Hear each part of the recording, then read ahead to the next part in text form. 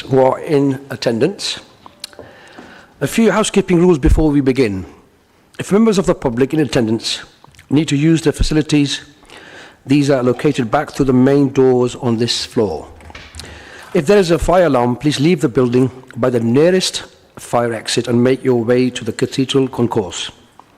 If the alarm is an intermittent sound, this indicates a lockdown. Attendees should stay in their seats and await further instructions.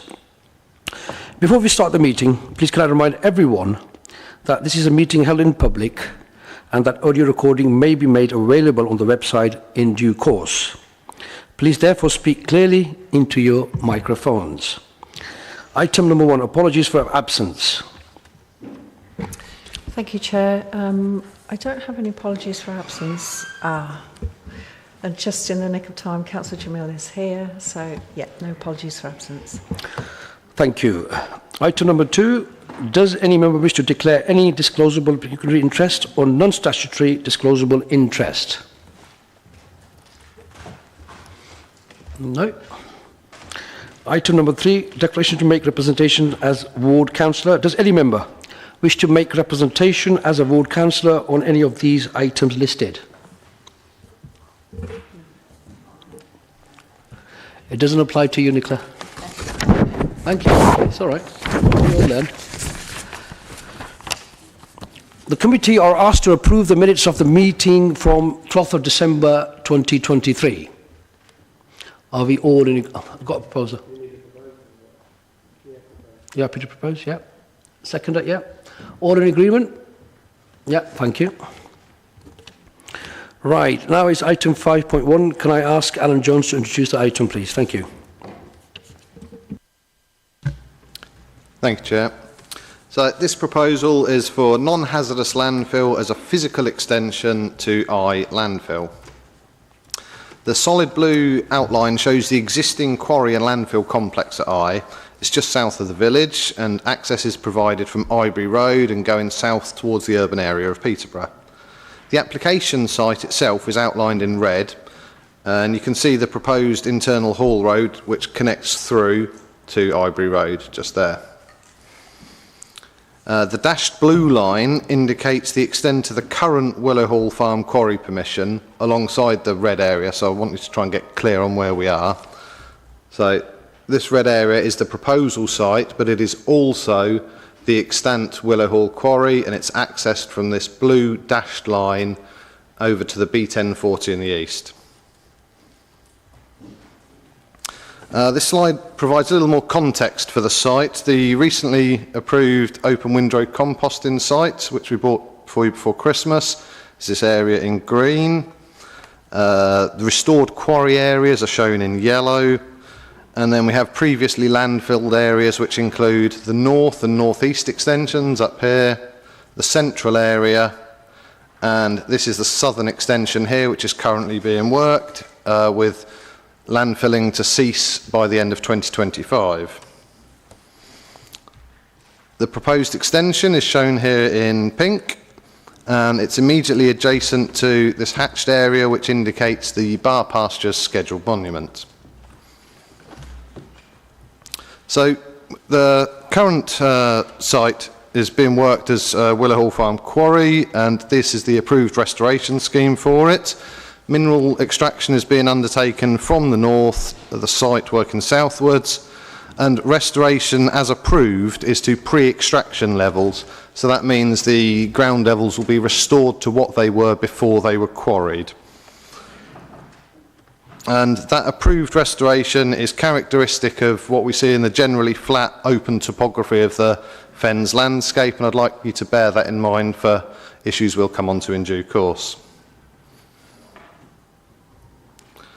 The area proposed for landfill itself is that to the east of Catswater Drain, and that forms the parish boundary between Eye to the west and Thorney to the east. It's proposed that 2.3 million cubic metres of void space will be provided over a 15-year period, and that would be at a rate of approximately 150,000 cubic metres per year of infill. As the site is being proposed as an extension, it will not be worked until infill has been completed at the current southern extension here. And so the vehicle numbers that we're expecting, what we have for the current site of the southern extension, are 180 two-way HGV trips a day, which is 90 in and 90 out. And we'd be looking at the same vehicle numbers for this new area, but they wouldn't be at the same time. So I'd just like to make that clear as well.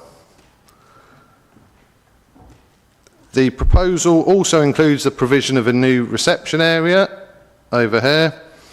That's at the west of the site, where we have the existing Weybridge office and wheel wash located. The internal hall road crosses the green wheel path here, and it will also be required to cross the Catswater drain. So we've got a couple of crossings on that internal hall road.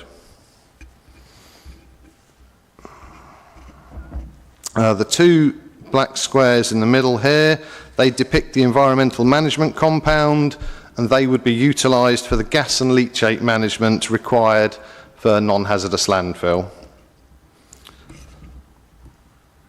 The landfill area itself will be split into cells to be filled progressively, starting from cell 9 and then working round through 10 to 19. The grey area at the top, that has had mineral extraction and has been subject to backfill and is back in agricultural use already. This area along the west, this is a line of pylons I should highlight as well, just so you can understand what's happening. This area is proposed for inert fill, so that would be back to pre-extraction levels as well. And the south of the site, there's no change to the restoration here in terms of land levels. That would be to pre-extraction levels too.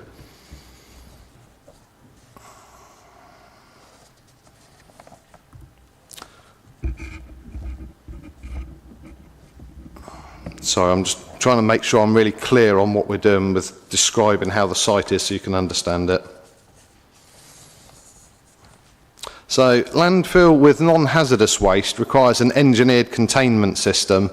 In this case, it's the underlying clay will be used to form an impermeable barrier underneath, to the sides and on top of the waste, creating a domed profile which you can just about make out with these contours. And these show the pre-settlement levels, which is when the waste is immediately placed there.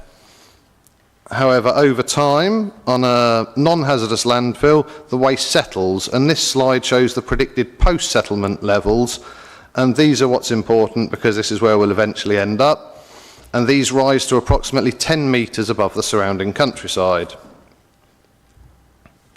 This is the proposed restoration scheme, and it will retain approximately 35 hectares of agricultural land. And prior to mineral extraction, this land was classified as best and most versatile. So we want to get a nice percentage of agricultural land back in use, and that's fields 1, 2 and 3. You can see that surface water management is designed into the ecological enhancement areas to the west of the pylons there, and along the line of the green wheel path. The green wheel is currently being diverted to the south of the site, around here, and this diversion is proposed to be retained as well. The proposal has been subject to detailed assessments with all topic areas and issues raised covered within the report. There are, however, a couple of areas which we have not been able to adequately resolve despite some detailed and in-depth discussions with the applicant.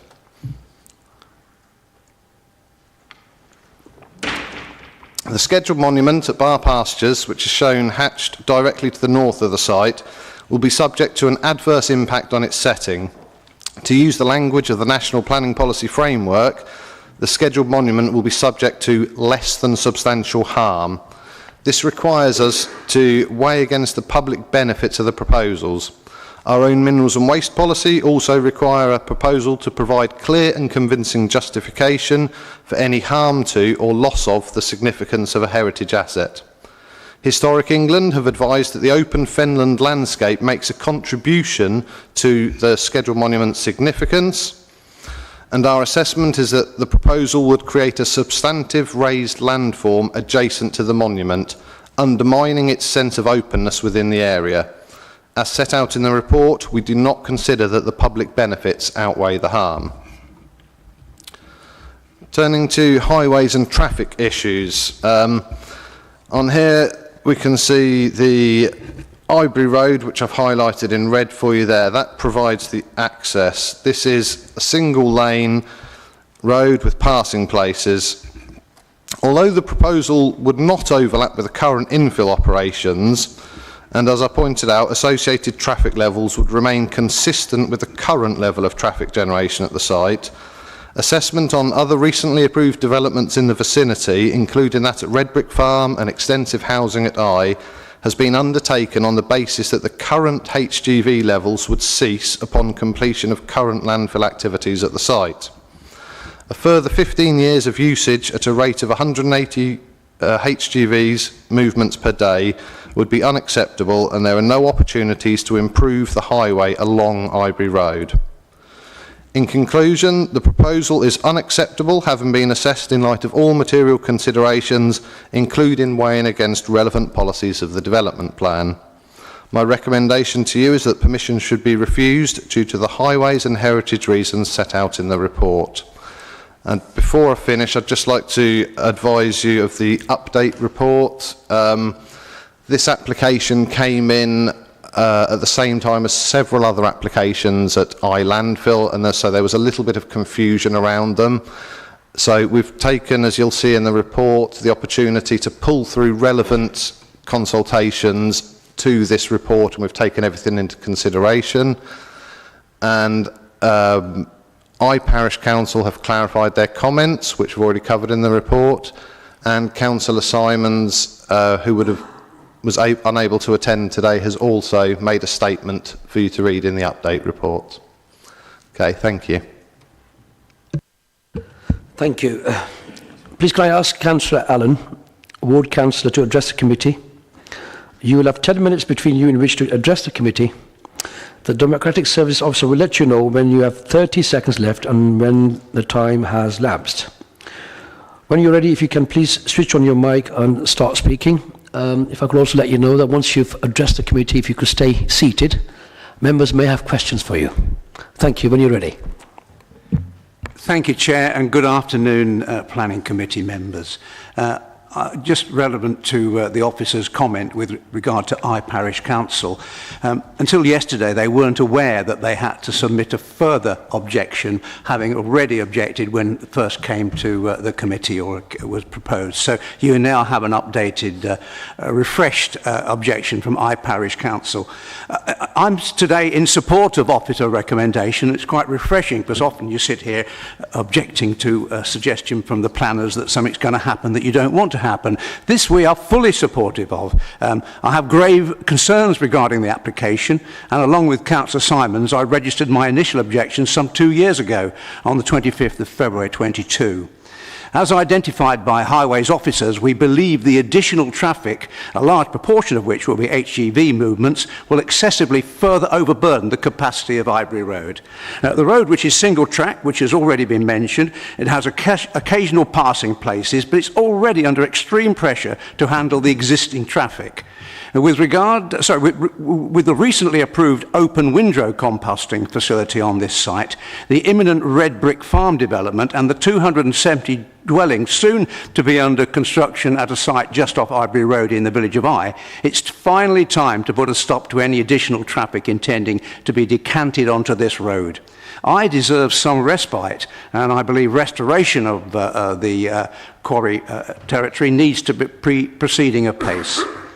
As noted in the officer report, there's an argument for any further traffic movements associated with quarry extraction or landfill developments to be restricted to cross-country Hall Road access, egress via Willow Hall Lane, and then directly onto the A47. And that's something to be borne in mind as identified by the officer report. Together with concerns with regard to the harm to the Bar Pastures scheduled monument, the potential harm to the listed buildings in the immediate area of the extended facility, and the interference with the integrity of the green wheel as it passes through the site area, surely the conclusion must be that officer's recommendation for refusal is indeed the correct decision to take. Thank you, Chair. Thank you. Do any members of the committee wish to ask any questions? No. Thank you very much. Thank you. You may now return to the public gallery. Members, do you have any questions for officers?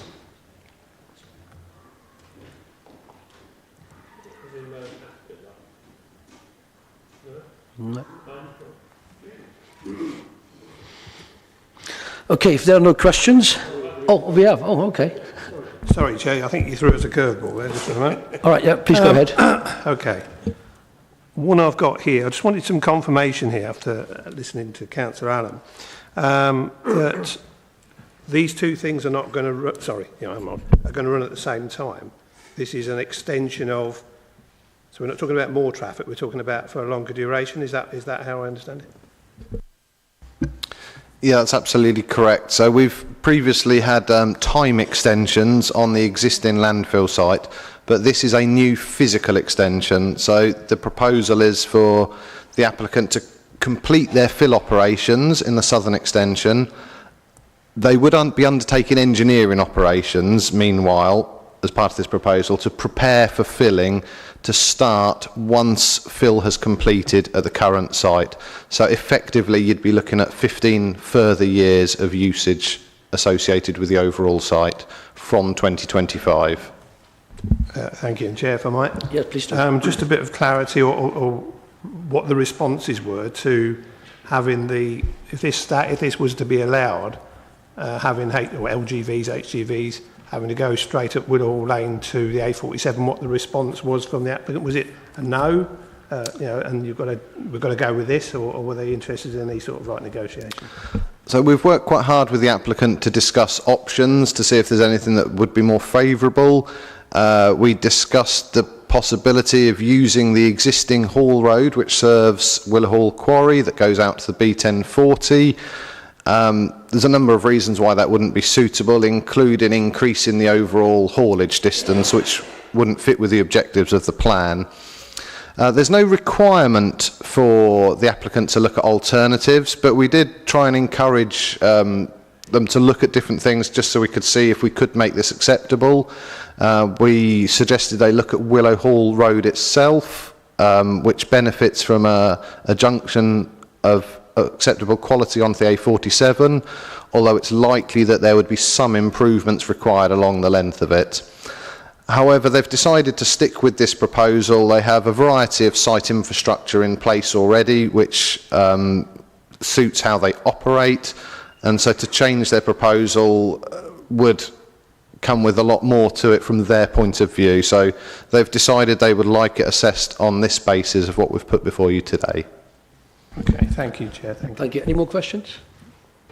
Yes, Councillor. Thank you, Chair. I noticed you made the comment around the other major developments in the area in terms of Red Brick Farm and so on.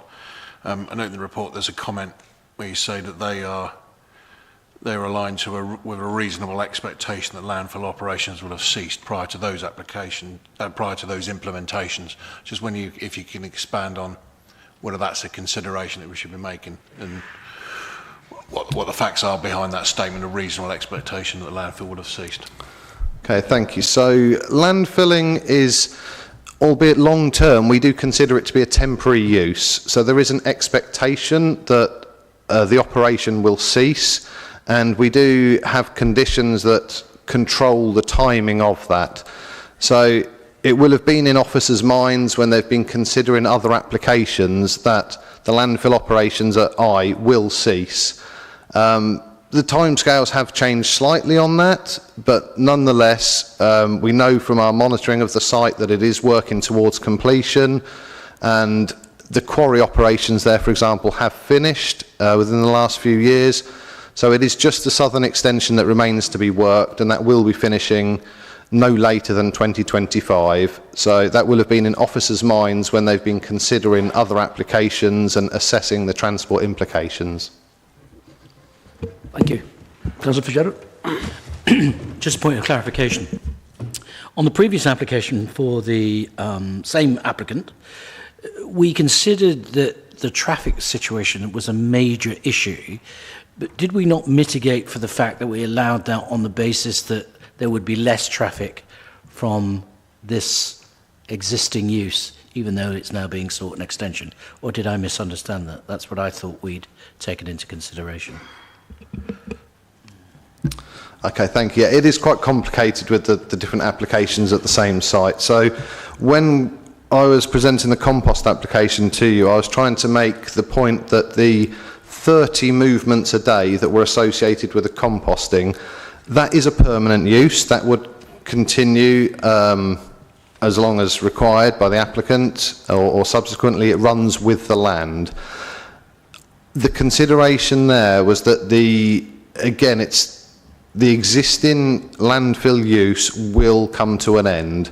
So there will be a short period where you will have both, or potentially a short period where you have both compost traffic and landfill traffic, but that will cease. So when you made your decision on the composting facility, I brought it to your attention then that it was our intention to recommend refusal on this, because that was a material consideration for you at that point.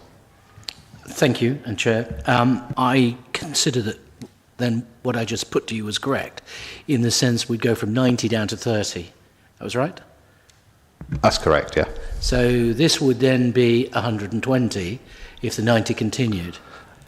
Sorry, it's 90 in and out, so that would be 180. Sorry, yeah, so it would be I'm talking single 180 journeys, yeah. plus the 30, so it would go to 210. And is the 30 60 or 30? The 30 is 30. Just so we know. Okay, that's so it's still considerably more. But I recall that we made that decision, or I certainly did, based upon what we might think, or was the position of the council at the time. Thanks. That's enough. Thanks. Thank you. Any more questions? Okay, in that case, we could start the debate. Who would like to start the debate? Councillor Hogg. Thank you, Chair.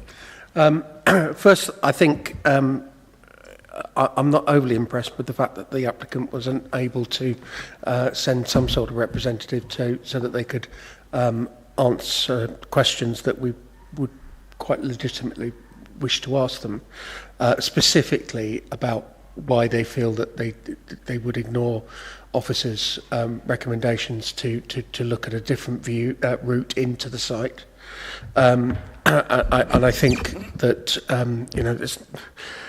we had one recently where that was the case, and subsequently was had to come back with a different view, with a different route into the site. So I certainly want to kind of voice my displeasure as the fact that they weren't able to attend. But hope that either they're looking online or able to look at the minutes afterwards in that regard.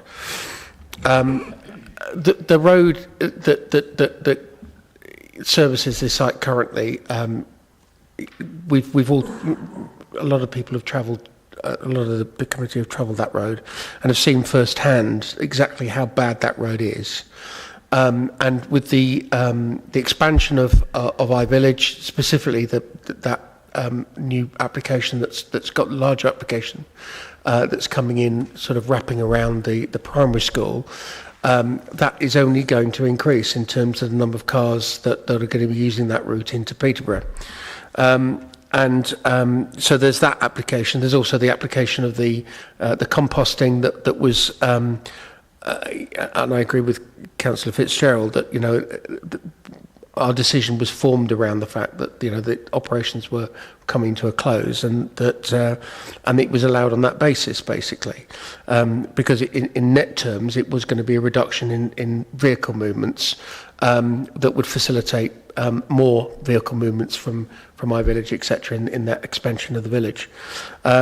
So I really can find nothing to go against officers' recommendation. I think they've done as always, a cracking job of presenting the facts in very clear terms for us.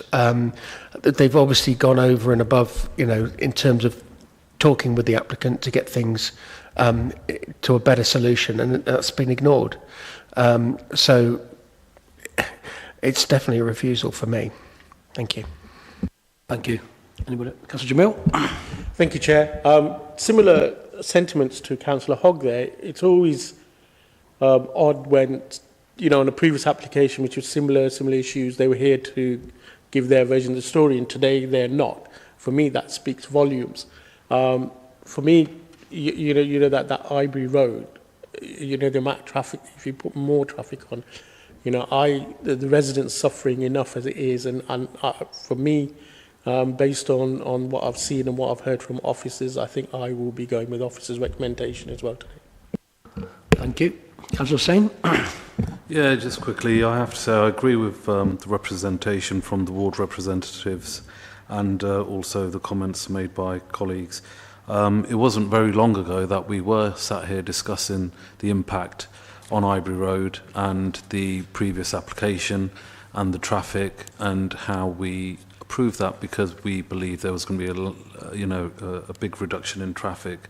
To say that they haven't, the applicant hasn't maybe listened to officers and considered other routes in also shows me that they've probably shown a lack of consideration to the residents of Ivory Road as well. So just because of that, I'm with officers on this. Thank you.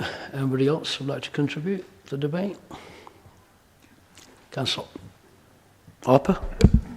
Thank you, Chair. Through you. I think the bits that regarding the traffic have all been said. The thought of carrying this off another 15 years is just not acceptable. What I'm a little concerned about is that not a lot's been said about the mound and obviously the scheduled monument, and you know, we need to be very careful because the Fenland is what it is and it's in our local plan. And I congratulate officers for looking at that mound and saying 10 metres above a flat land is a fair mound. And if you've seen any of the sites around the country where the tips are, it's quite substantial. So I would urge that, you know, we as a committee we keep watching out for scheduled monuments and the Fenland, although it seems to have gone by the way a little bit, although it's in the report, it's not been mentioned. So for that, and of course the traffic going for another 15 years with these new developments is just not viable. Well, not viable, it's viable. It's just not. It's not on. It wouldn't be fair. So for that reason, I would join my colleagues and agree with officer and refuse. Thank you. Any further contribution to the debate? In that case, do we have a proposer? Councillor Hogg? It's not going to surprise you that I'm going to suggest that we go with officer's recommendation and refuse this application. Thank you. And do you have a seconder? Councillor Jamil? Yes, I second Councillor Hogg's proposal that we go with officer's recommendation. Okay, then. All those in favour? Raise your green card. And yourself, 11. So I don't need to mention against and abstentions. It's unanimous, isn't it? It's unanimous, Yeah. that's right. Yeah, so can I have the result, please? Thank you, Chair, through you, and that is unanimous to go against. Thank you.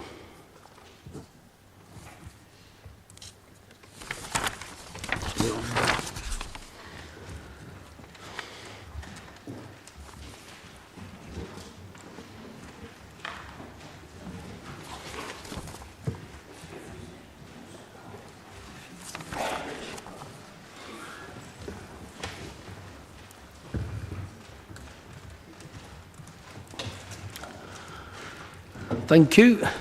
Item 5.2, can I ask the officer to introduce the item, please?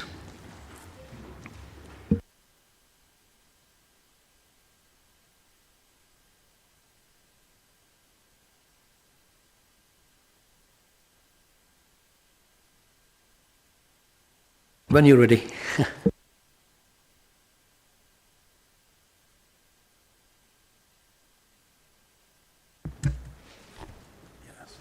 Thank you, Chair.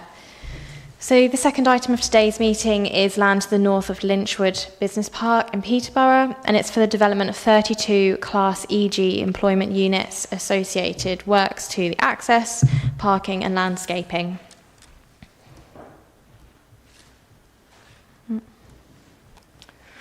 So first of all, I just want to run through the updates that have happened since the finalisation of the committee report. There's been quite a few additional pieces of information and representations that we've had in.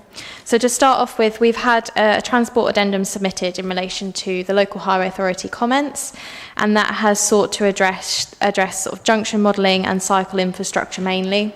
There's some other supplementary comments in there as well, and these have all been considered by the local highway authority.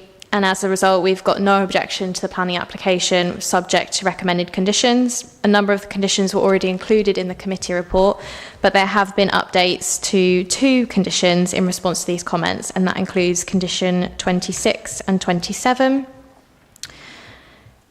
There have been 5 public representations received since the finalisation of the committee report. The comments that were raised by members of the public were already addressed within the committee report themselves, so no further comments to add on those. And then there's been a further representation from Peterborough Civic Society, mainly in relation to the site allocation and design, which again have been addressed in the committee report.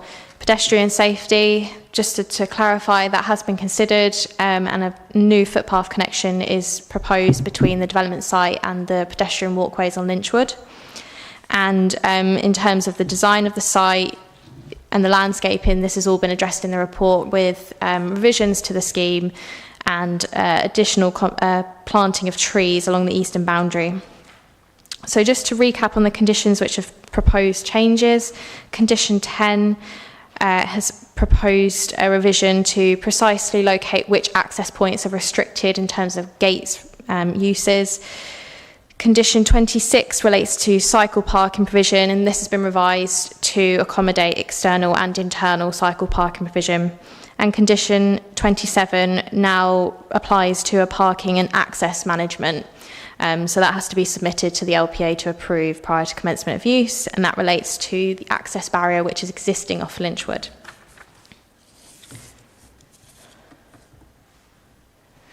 So the slide above just outlines the site's location within Lynchwood itself.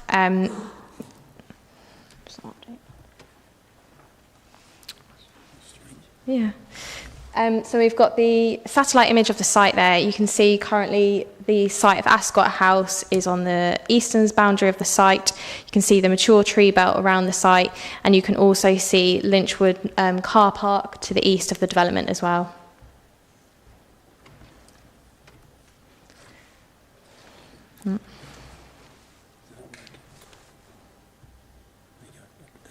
Okay, it's not changed on there. Sorry, Chair, there's some technical issues. There we go. So we've got the proposed site plan here on the screen. So you can see the development of 9 blocks, 9 buildings, 2 access points off of Lynchwood Car Park, and they're utilising the existing access point off of Lynchwood Highway. These blocks are split into 32 individual units, and there's supplementary landscaping around on the eastern boundary as well.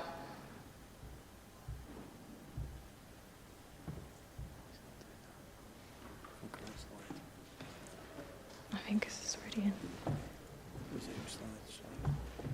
It's fine. Yeah. So just to clarify each individual block, so obviously there's a number of elevations. I've tried to break it down into 3 sections. So we've got highlighted here on the yellow section is blocks A, B and C, and I will demonstrate the elevations for these now. So these blocks are more glazing prominent features on the fronts. You've got green roof features, and these are the first blocks as you enter into the site. This is just an illustrative image of what blocks A, B and C will look in relation when entering the site from Lynchwood Car Park. The second number of blocks are in relation to D, E and F, and these are the central blocks. They're served by the first access point, and then these start to differ in appearance as we go further into the site. So you'll see these are slightly larger in scale. They do maintain brickwork in the elevations, but we've also got the incorporation of green cladding as well. And then finally, the last 3 blocks we've got are G, H and I, and these are the largest of the units on site, and these are accessed by their own individual access point from Lynchwood Car Park. And again, the elevations follow similar suit to what the earlier blocks are. So I just thought it'd be good to run through the main considerations of this scheme. There's quite a number of elements that have been discussed in the committee report. So first of all, just to touch on the principle of the development.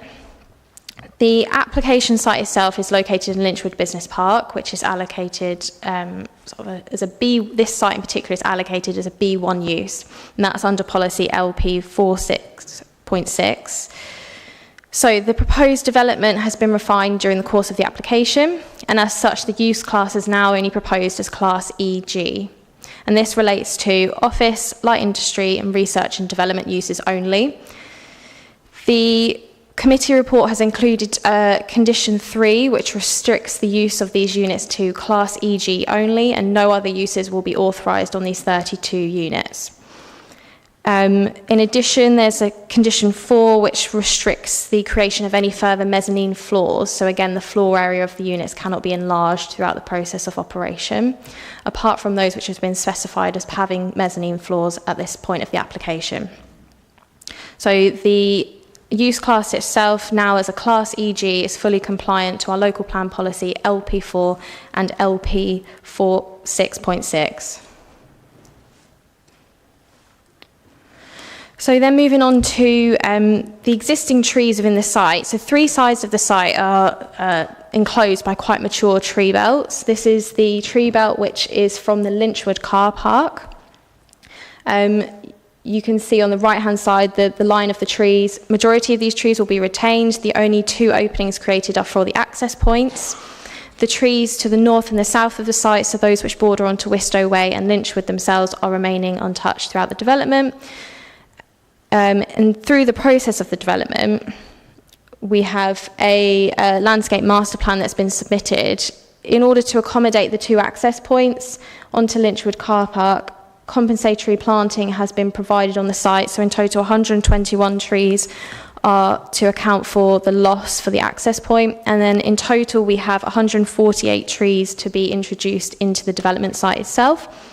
Majority of those trees will be along the eastern boundary with Ascot House to improve the buffer between those 2 sites and essentially ensure that the development has 4 sides of good screening. And this just illustrates the existing tree belt from Wistow Way, so this one will remain untouched.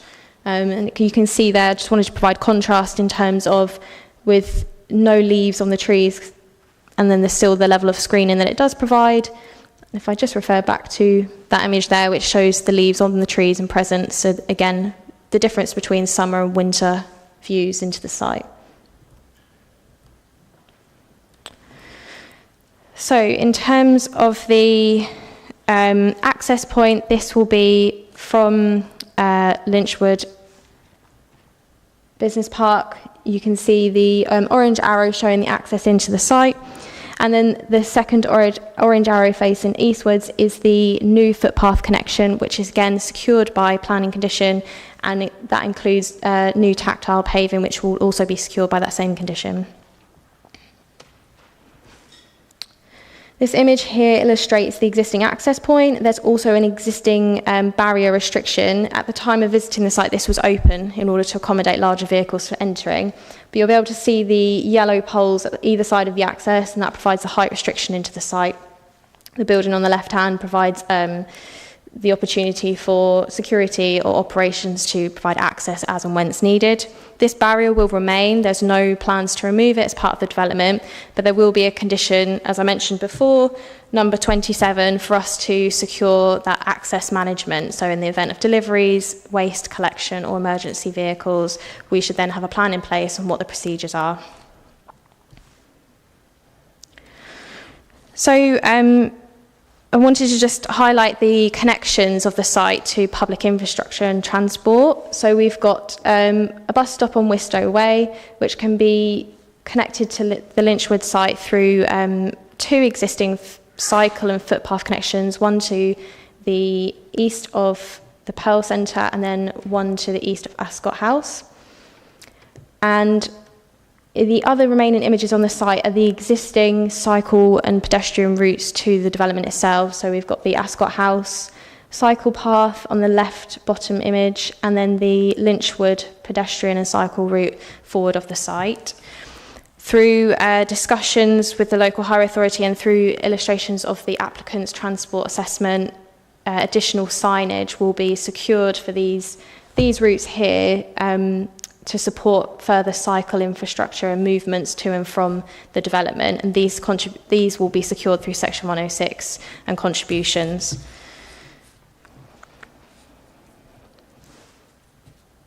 So just drawing on the design, throughout the application the design has evolved. So this latest revision, the eastern view into the site is the greatest change really. We've gone from 6 blocks of development to 9, and as a result we've gone from losing one large mass of building along the eastern boundary into this split of 3 individual buildings. In addition, you can see on the block design of E, the height and the overall scale of that building has reduced throughout this process as well, along with the material changes. So I wanted to just highlight in terms of the number of units, this has increased from 27 to 32. However, the overall floor area of the development has actually reduced. And more significantly, the ground floor footprint is reduced by 34%. And this is to try and minimise the amount of massing that's on the site. So they've made greater use of mezzanine floors or the existing areas of the buildings. And this again was to try and mirror the smaller collection of buildings that are across the Lynchwood Business Park to better remain in keeping with the character of that area.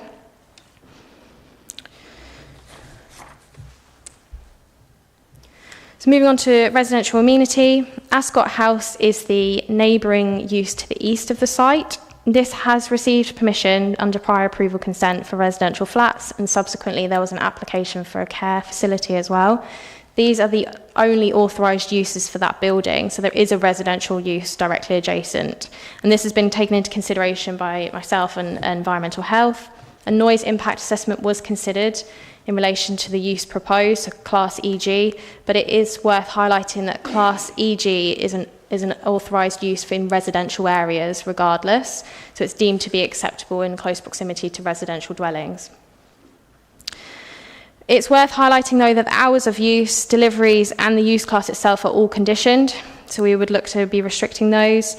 And any businesses that move into the site or any of those 32 units, if they wish to install plant equipment, then there is a condition requiring they submit those details to the local planning authority, and that's its noise impact is assessed. So finally, just to again show you the development site plans, there's 32 Class EG units on this site only. And the application is recommended for approval subject to the conditions that have been outlined and Section 106 agreement to secure cycle infrastructure improvements. It's also been raised that there is the potential then to secure the biodiversity net gain off-site credits through the Section 106 agreement as well. Therefore, just providing additional provision that we do ensure the site achieves a neutral status as proposed by the applicants. Thank you, Chair. Thank you for your presentation. We have 6 people registered to speak on this item. Please can I ask Councillor Day, Councillor Stevenson, Parish Councillor Steve Swan, Ward Councillor, Parish Councillor to address the committee. You will have 10 minutes between you in which to address the committee. The Democratic Services officer will let you know when you have 30 seconds left and when the time has lapsed. When you're ready, if you can, please switch on your mic and start speaking. And as I said previously, if you could stay seated, members will definitely have questions for you. When you're ready. Thank you. Right. Thank you, Chair, and good afternoon, everybody. Autumn Waterfield Parish Council strongly objects to this amended planning application. The amendments made are marginal, and the appearance of the building remains of an industrial nature and certainly won't blend in with the existing adjacent buildings. This is the wrong type of development in the wrong location. Firstly, I wish to record that there has been a total disregard with disturbance to residents and following the correct planning procedures with the recent unauthorised construction work undertaken at this site. The issues include unsocial working hours with excessive noise from as early as 6:30 a.m. running into the evening until 9:30 p.m, with mud being left on the road along Lynchwood Highway. I understand this unauthorised work resulted in Peterborough City Council serving a planning contravention notice to the developer. The Wildlife Officer's report quite rightly recommends a planning condition being imposed, being no development shall take place, including demolition, groundworks, vegetation clearance, until a construction environmental management plan has been submitted to and approved in writing by the local planning authority. How can this be complied with as the applicant stripped the topsoil and removed the vegetation in November 2023 without the required authorisation? Such industrial units with the potential combination for noise air pollution operations is not acceptable for nearby residents. Also opposite this development is Orton Wistow Primary School and Napier Place providing sheltered accommodation. Children from Orton Northgate walk very close to this proposed development site on their way to school. This has also not been considered, and this proposal will create additional traffic close to the pedestrian routes taken by parents taking and collecting their children to and from school. Potential deliveries coinciding with the pedestrian movements at school times has not been considered or addressed, which raises risks to health, safety and well-being of the public. The amended architecture and elevations of the units still suggest they will be used for industrial purposes. The design for the proposed buildings is not in keeping with the existing business park concept, particularly with the next door Grade 2 listed Pearl building or other neighbouring building, the former Yorkshire Building Society office, which has now been converted into residential accommodation, namely Ascot House. It is noticed this recent change of use is not mentioned in the planning application documentation, with no consideration to residents moving into this new accommodation. This should have been considered. There are many other flaws in the supporting documents submitted with the planning application. The statement of community involvement states that 426 letters were sent to residents, local businesses, parish and ward councillors. The parish council didn't receive this letter. A plan was submitted showing the homes these letters were delivered to.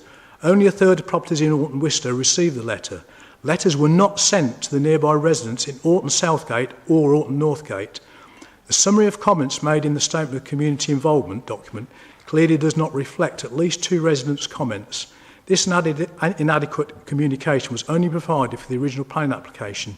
The developer provided no further public communication for the amended documents. A traffic survey was only carried out for 1 day, where by comparison noise surveys were carried out for 6 days. This is not considered adequate. The applicant did meet with Councillor Stevenson and myself on the 2nd of February for this, but it was too little, too late to address residents' concerns. Permission for this application refused. It is the wrong design for this business park. Thank you. Thank you, Chair. I object to this plan application on behalf of residents in Orton Waterville Ward. This proposed development and design will not align well with the current Lynchwood Business Park. The Civic Society in their objection pointed out that the proposed estate of 32 industrial units presenting metal-clad black walls in all directions remains markedly out of character with the area. And residents have commented that the proposed industrial development is not in keeping with the surrounding business park. One resident said that the location of this development is adjacent to the newly refurbished residential Ascot House, Orton Wistow Primary School, Napier Place sheltered housing, and the majority of neighbours are residential. There are concerns about increased traffic, noise and potential environmental pollution, and issues with impacts on pedestrians and cyclists. We are concerned that the noise and traffic assessments may not be sufficient, as it has not taken into consideration other future developments in the area, for example a large housing estate on East of England showground. Residents already report of traffic flow issues at peak times within the Wistow, Orton, Oundle Road areas, leading to substantial queues. A light industrial estate would only increase these issues. Residents are also concerned that the nature of business to operate from this site are as of yet unknown, so the impacts are very close on the residential community cannot at this stage be known. I request that the members object to this proposal. Thank you. Thank you, Chair. I speak to ask the committee to refuse this planning application today, As well as supporting the comments already made by my council colleagues, I would point out to the committee that all 3 ward councillors and all 13 parish councillors are asking you to reject this application today. It is my belief that there has simply not been enough consultation with the local residents who will be profoundly affected by what is proposed. I have had the pleasure of working with FI on previous applications, and it has been a pleasure because on those occasions far more effort was put into ensuring community engagement than there has been on this occasion. While I appreciate there have been delays and challenging circumstances due to the pandemic, this shouldn't mean that we rush now to approve an application that has had insufficient consultation. To their credit, representatives of FI did travel to meet me and Parish Councillor Swan earlier this month after I had submitted my comments on the planning application. While this was very welcome, it came too late in the process. The residents who are going to be most affected by this application live in Alton Wistow, and some of them have been consulted, though not recently enough. Alton Northgate and Alton Southgate residents haven't been consulted at all, and Ascot House in Lynchwood, which is immediately next door to the development. The reason it is vital that we consult residents of Northgate and Southgate is because this development is on the walking route that parents use to walk their children to the primary school. We are already struggling to convince parents to walk rather than drive. When they drive, it causes great congestion on Wistow Way. This is a battle the council must not lose. I don't accept that we are doing right by these residents by going ahead today. We need further consultation, and I would ask the committee to please defer the decision until the applicant has consulted more widely and more deeply than it has to date. Thank you. Thank you for your presentation. Members, do we have any questions? No? I want to ask some questions, if you don't mind. Right. We've got about 26 conditions. Is it 27 or 26? 27 conditions. So my question to you is that in your address, please correct me if I'm wrong, you've mentioned about the industrial use and condition C3 deals with that. No other use would be allowed. Councillor Day, you've said about the residential, you've got fears that there may be some residential housing coming there. Again, I would like to rely on C3. So, based on the fact that we've got a lot of conditions there which actually address your issues, you still maintain your concerns? Yes, certainly. 4G3 allows for light industrial units. These light industrial units have to be okay around residential areas. But there's no metrics, I understand, to set to keep these, so that you keep them under control.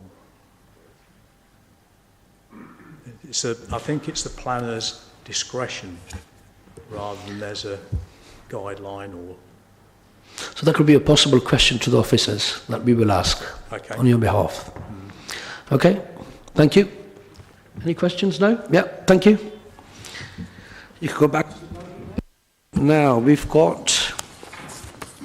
Can I ask Emily Armstrong, Peter Campbell and Paul Smith, the agent, applicant and architect, to address the committee. You will have 5 minutes between you in which to address the committee.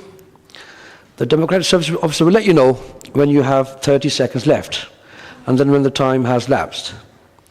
So when you're ready, if you could switch on your mic and start speaking, and as I said previously, please stay seated. I'm sure the committee members will have questions for you. Thank you. Thank you, Chair. Good afternoon. Thank you for the opportunity to speak today. My name is Emily Armstrong, representing FI Real Estate Management as the applicants for this application. With me today are Peter Campbell, the planning agent, and Paul Smith, our project architect, sat behind me. We'd like to thank the Council's officers for their positive recommendations and for their part in the positive engagement between both parties to reach this stage.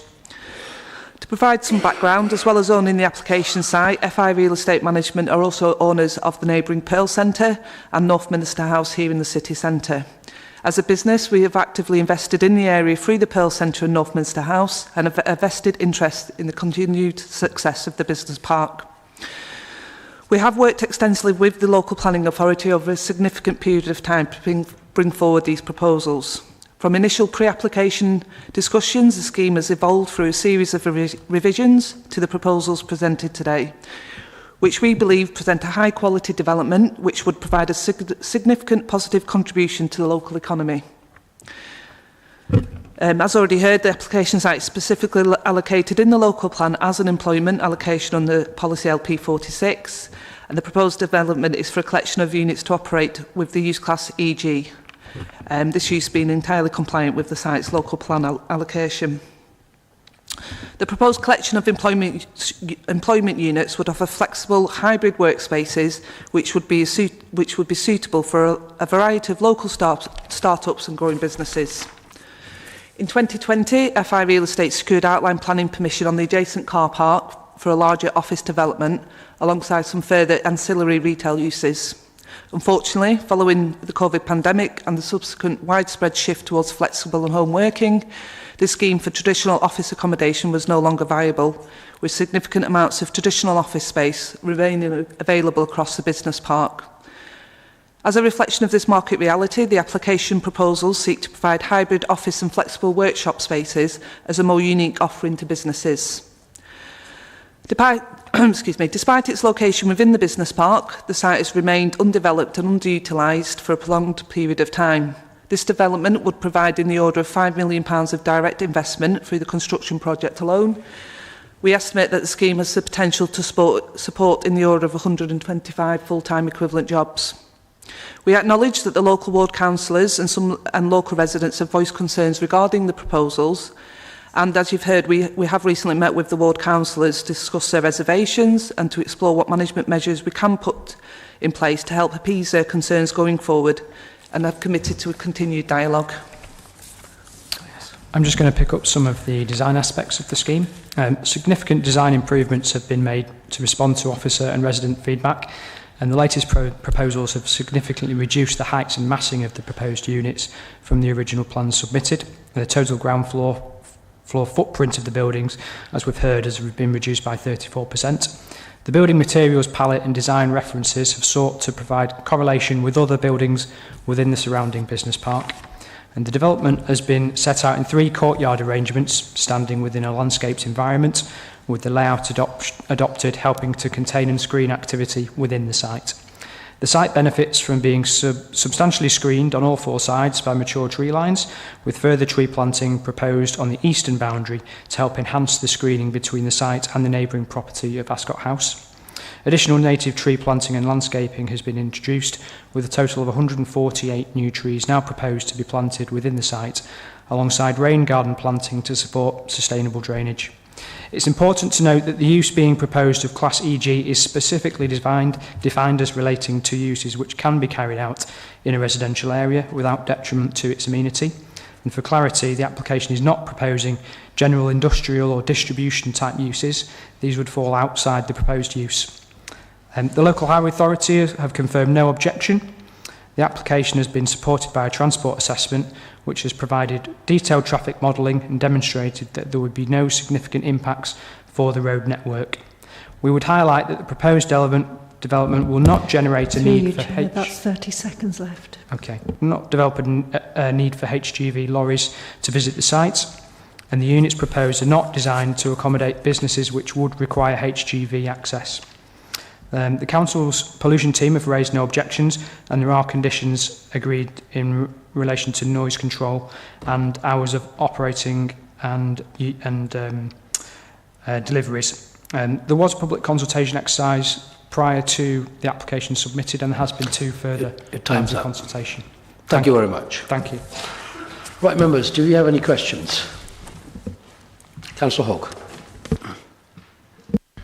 You just mentioned the fact that the design of this development is for businesses that don't require HGV access.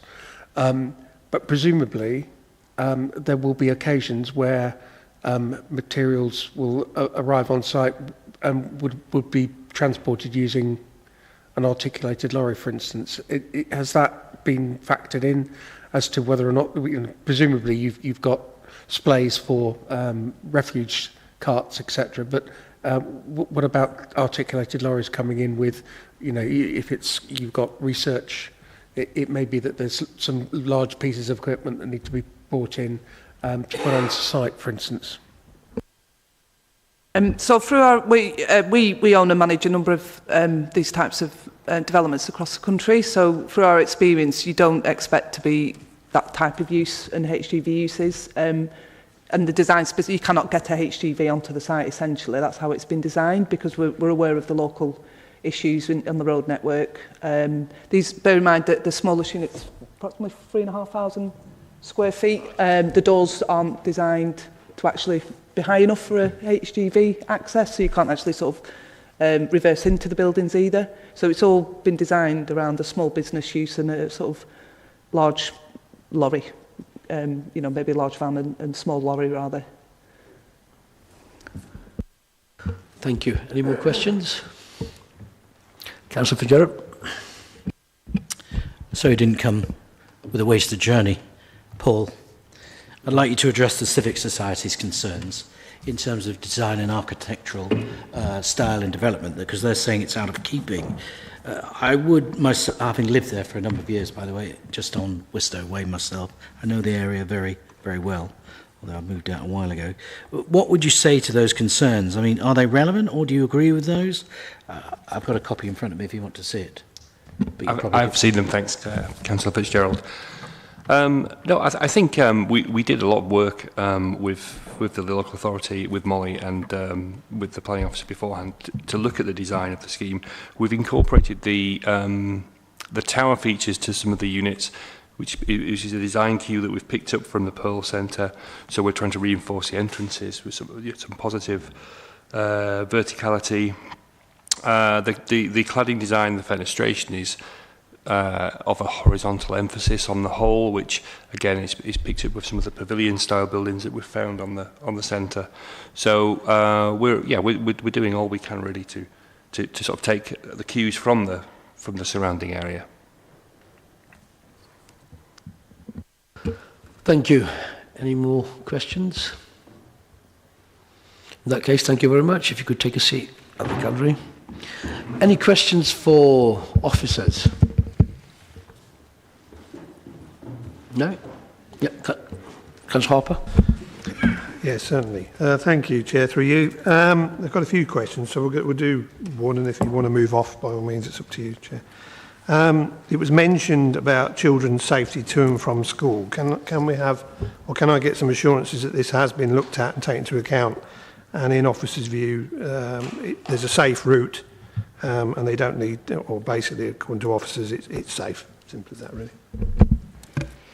Yeah, so I have looked at my assessment in relation to pedestrians and safety. In terms of in the site itself, we're not encouraging movement through the site, so I don't have any concerns in relation to that. The movements would be through Lynchwood and any pedestrians on that existing footpath connection. There are no concerns in relation to the width of the existing footpath, and there's sufficient crossings along Lynchwood itself, so that any development that's going into this site would use the existing access point that's there. So no additional provisions have been asked for in relation to pedestrian requirements. It's only cycle infrastructure. Thank you, Chair. That's the first one. Second one,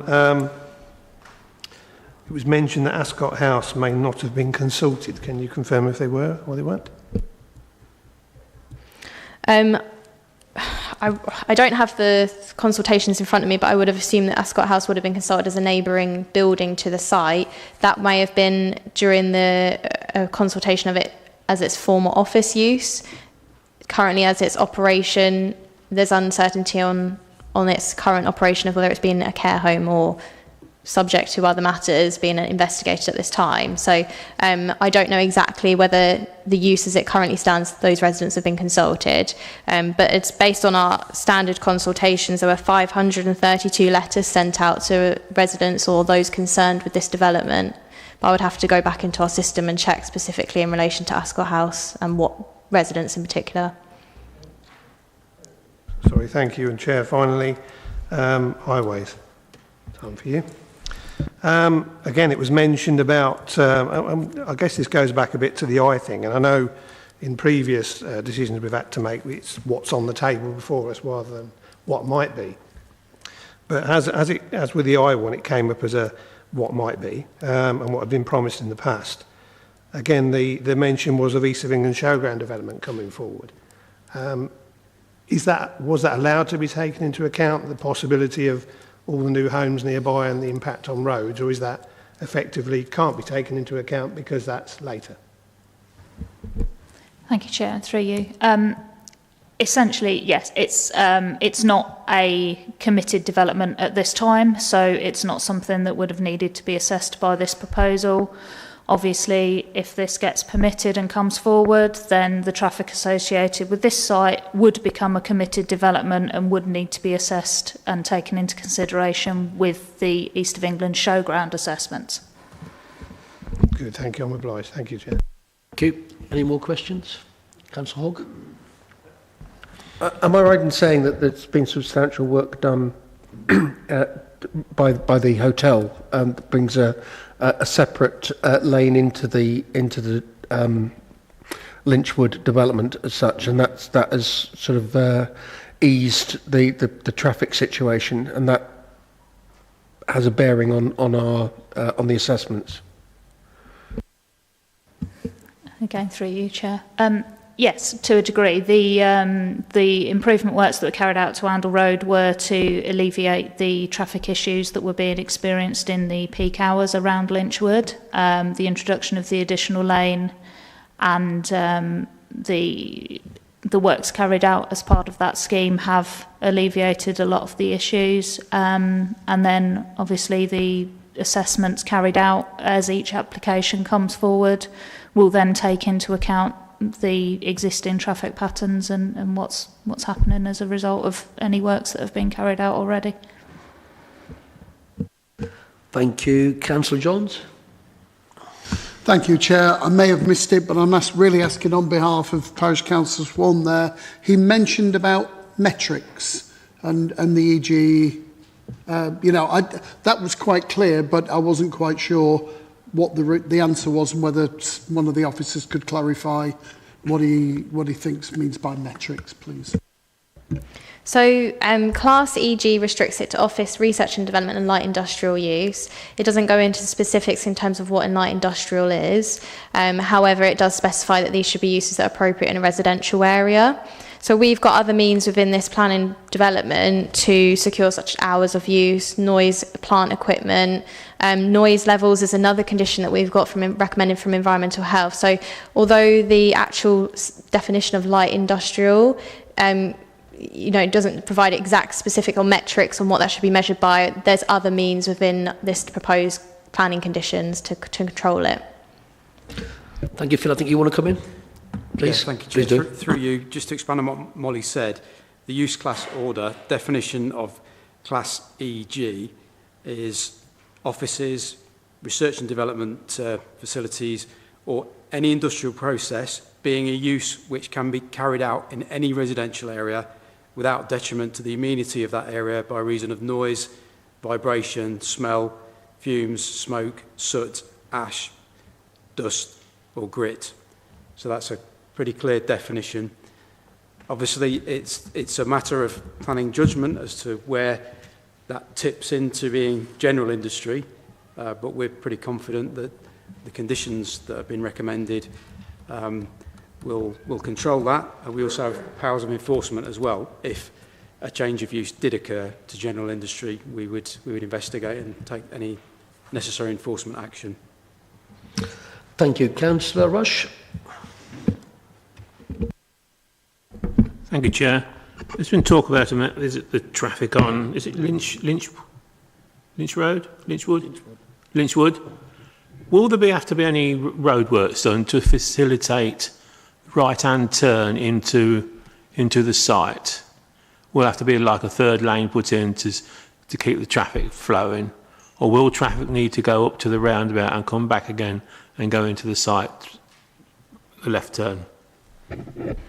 So there's no proposed works to the actual Lynchwood Highway. The only additional works is the footpath connection from the site itself to an existing pedestrian footpath. So it would utilise all the existing road routes and connections that are around the business park. Councillor Saint? It's just, sorry, a question regarding the actual use of the site at the moment. So am I right in understanding that at the moment it's used as an overflow car park? And the reason I ask that is, if it is a car park, so has there been assessment on the, because there's only one access out and in, would that create a bottleneck going in and out of the site? Or would it reduce it, considering if it's already used as a car park, then the number of units or vehicles on there will actually reduce the number of cars coming in and out? Has that been assessed? So the site itself, where the units are proposed, is currently it's not got an authorised use as a car park, so it's just a brownfield site. The car park itself, that has been considered, and we've had the transport assessment submitted with the scheme, so that's looked at trip numbers, and I'm sure I can refer to Highways colleagues to provide more detail on that. But in terms of what's currently on the site, that's a completely separate matter and isn't to be assessed as part of this planning application. Thank you. Councillor Hogg? Just to double check, so occupants of these, future occupants of these buildings, if they want to bring any kind of plant in or extraction and filtration and what have you, that would need a separate planning application to go through, and that could be assessed in terms of that side of things. But also, if somebody was using the unit for light industrial use, but they were using excessive noise, well, then that could be measured presumably, and then they would basically be in breach of the planning classification if it was too loud. Would that be the case? So instead of sort of the classification, we've actually got condition 12, which requires a noise assessment to demonstrate the location and products of plant equipment that any of those 32 units want to bring onto the site. So they would have to submit to discharge that condition. We then have the details. If they're then contrary to that, we can recommend enforcement action in that respect. We've also got condition 13. So if a general light industrial use is operating for one of these units and it exceeds those recommended noise levels by environmental health, then there's also that mechanism. So even if the noise is coming not from plant equipment, it's just general operations, we've got means under this planning condition to enforce as well. Okay, I thought that was the case, but I just wanted to make sure that, Thank you for that. I think Phil was underlined it. Yes, please. Yeah, through you, Chair. Just going back to the point of, are there any metrics that we have? Essentially, these conditions provide that metric, because if the noise goes over the limits that's specified in condition 13, or any kind of plant and machinery is used which is not approved by us as part of a discharging condition, then it's a breach of planning or a breach of condition. So we have the means to control this. Thank you. Any more questions? Okay, if you've got no questions, who would like to start the debate? Councillor Jones. Thank you, Chair. I'm always mindful of making any recommendations when they're close to housing. And these are highly detailed conditions, and I also make a point, as most of you know, of attending the site visits, because obviously that gives you often a very different perspective. And this is one such case where, for me personally, I don't think it would stop me wanting to live there or making me want to move away. I've listened to the councillors and the cogent points that they raise, but in my heart of hearts, would it stop me wanting to live there or move away from there? No, it wouldn't. And on this occasion, I'm minded to go with officer recommendations for approval. Thank you. Thank you. Councillor Hogg. Thank you, Chair. So I think there's definitely been a lot of work done on this, and I think the applicant has worked very closely with the officer and listened to recommendations and made quite substantial changes through the journey of this application. I think that, you know, the fact that there's quite substantial screening for this property, these properties, and that actually it's not until you're really right on top of them that you'll really be able to see them for what they are. That in terms of Wistow Way, that band of trees is going to not just stop the sight lines of this development, but also mitigate any kind of noise that comes from that site. I think I have a lot of sympathy for the ward councillors saying, well, you know, do we really want this industrial type development here in this place? But it's been evidenced, and as we all know, that the office market is greatly subdued due to people working from home, and you know the question is, be careful what you wish for. That if this development doesn't come forward, you know, I know that for instance at the moment it's temporarily being used for car storage, and that has come. I believe that there may be some moves to deal with that, because that hasn't been applied for. But the point is that if he is left without this permission, what else could come forward? What other application could come forward that may be not quite so respectful? So I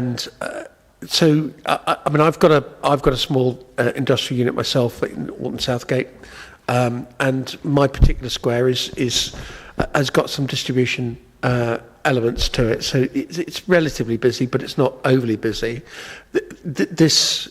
Over the years that I've had that unit, I've seen how that has developed, and there are no restrictions in terms of the type of industrial unit that can be placed there. I think that these restrictions will actually make it quite a quiet place, and with low movements of vehicles, very similar to one that if it was just office space. So I have to say that, you know, I can't see anything that would go against officers' recommendations in this instance. Yeah, so I will be approving. Thank you. Councillor Hussain? I think Councillor Hogg's got eyes in the back of his head because it seems like he's just read all my list off, but I'll try my best. So in the past we've had proof that there is a need for SMEs within Peterborough, small industrial units for businesses. We are a fast-growing city, and with that we need to create jobs as well. But we're looking at the application in front of us. The applicant, I believe, from what I've heard and seen today, has engaged with officers, done a good job, you know, made material changes in line with officers' recommendations. As Councillor Hogg said, there's screening. The number of restrictions we've got on there will keep things in check as far as I'm concerned. So I'm minded to go with officers' recommendation on this. Thank you. Councillor Fitzgerald? Thank you. So congratulations to the case officer on this. I think it's a very comprehensive report that have covered all the bases and concerns. I think the chair tried to tease a few out for the ward councillor, the parish councillor. So the thing about the metrics is very clear. I think you've covered all the bases. And in planning terms, it is very restrictive, and people have to come back again and be assessed if there's anything that is a bit perhaps contentious. So for me, and as I said earlier, I lived in that area for quite some time. I'm also mindful of what the applicant said. Whilst it may not be a material planning consideration, Councillor Hussain just touched on it. If it's not that, what is it? Because the world has moved on. There's a requirement for less office space and conventional workplace systems in that area from its original concept and design. Yes, it's iconic, and the Pearl Building is iconic. I was here when it was built. But the fact is that we can't live in that cocoon, and what do we need to do to satisfy demand? I think the developer wouldn't develop it if there wasn't demand for it. In terms of traffic movements, I would say, having been there and lived there is less traffic in that area because there is less people attending those office buildings nowadays. And it was the Norwich and Peterborough Building Society, latterly Yorkshire Building Society. So there is less traffic movement, not more in that area in my view, and we need to mitigate it, even though, and I don't see any highways or traffic objections being to the fore on the East of England showground at the moment, although that's not finalised, but you do have to think of all those things. And I don't envisage any problems, and I'm not hearing anything from officers to say the same thing. So we will adjust the network if it needs be, and people have to pay for that. So I'm minded to go with your officer recommendation here, because I think it's a comprehensive report, and I'm sorry that some people don't see it that way, but I don't think that there's any reason to refuse it on planning policy grounds. Thank you. Councillor Rush. Thank you, Chair. On visiting the site on Friday, and you see the actual site, it's been said, if this is turned down, what will the site be? Because at the moment it's a very unsightly site with lorries and cars and vans being parked on rubbish. I think it's a well-designed site. I think it will look a lot better. We had a presentation earlier this morning about biodiversity net gain, and with the amount of trees that's being planted, I'm sure that would go with the officer sitting over there. Yes, he agrees with that. So I think it looks very nice, and I will be going with the recommendation to approve. Anybody else? Well, I'm going to say something in favour of the ward councillor and the parish councillor. I think you've done a tremendous job by you coming forward. The officers have put more conditions. So what you've asked for, you've got it in a way of a condition. So I think you should be proud of yourself coming forward. Your representation have proven effective in a way that wherever your concerns are, they have been conditioned. So, and the questions you raised and sort of concerns in your address, I think the officers have addressed them. It's very difficult for us to go against it because I can't see any merit of going against officers' recommendation. But as far as you're concerned, I think you've done a tremendous job coming forward, and you should be proud of yourself. And the takeaway from today is that you've got the conditions. Now, the debate is over. Do we have a proposer? Oh, you want to clarify something? Okay. Thank you. Through you, Chair. Just to clarify what the recommendation is. So it's approval subject to the conditions as updated in the update report. That's conditions 10, 26 and 27. Also subject to a Section 106 agreement which would secure active travel infrastructure, and also to omit condition 24 and have that requirement within the Section 106 agreement. Thank you. Councillor Hussain, are you the proposer? Yeah, I'd like to propose we go with officer's recommendation and approve. Okay, do we have a seconder? Councillor Hogg. All those in favour?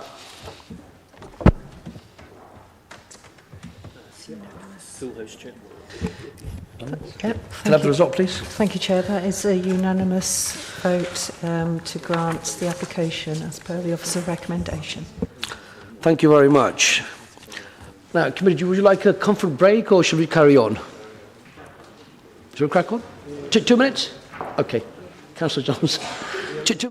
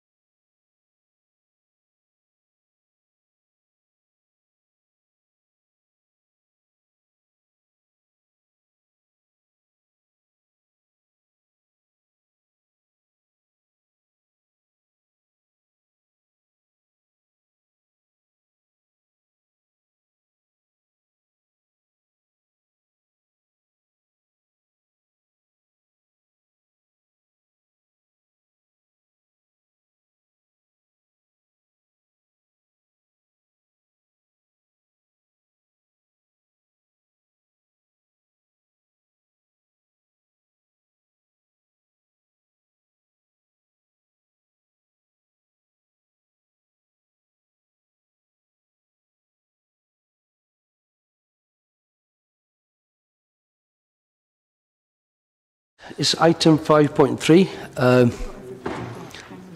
What are we waiting for? Oh, okay.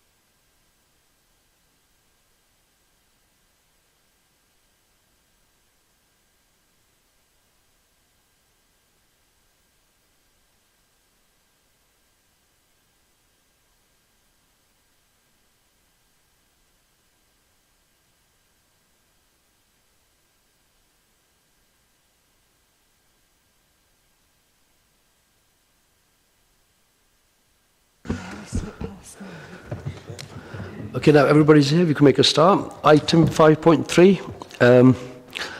Now, I understand that Mrs. Ali failed to reply back to us within the time limit, and so has Councillor Khan.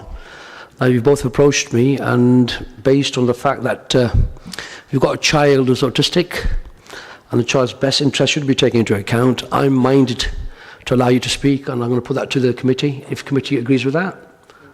Yep, thank you. Right, in that case, Mr. Khan, if you'd like to come forward first, and you'll have 10 minutes to speak and address the committee.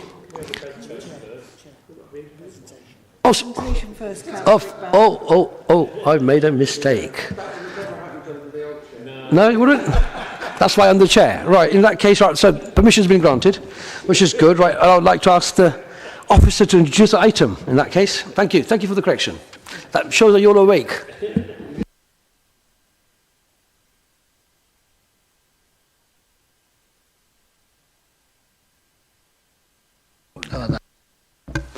Through you, Chair.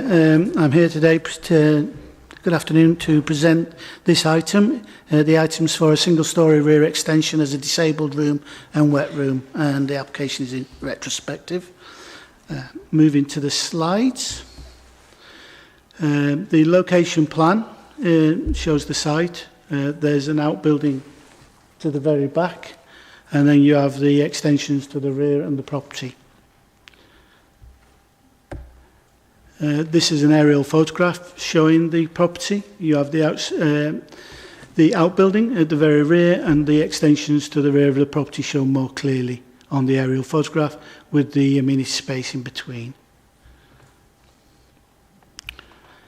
Here you have a location plan, again showing the site edge red, again showing the extension to the rear. Again, we have an aerial photograph. On this one, we show the outbuilding to the rear, the extensions, which can be more clearly seen there as 2 extensions to the rear of the property, and in pale blue you see the approximate dimensions of the extension that's proposed. You see, and the available amenity space that's left. This is the a plan of the extension. You see the extensions edging back and the proposed extension in retrospect at the end. Oh, is that a laser? Okay, thank you. There you go.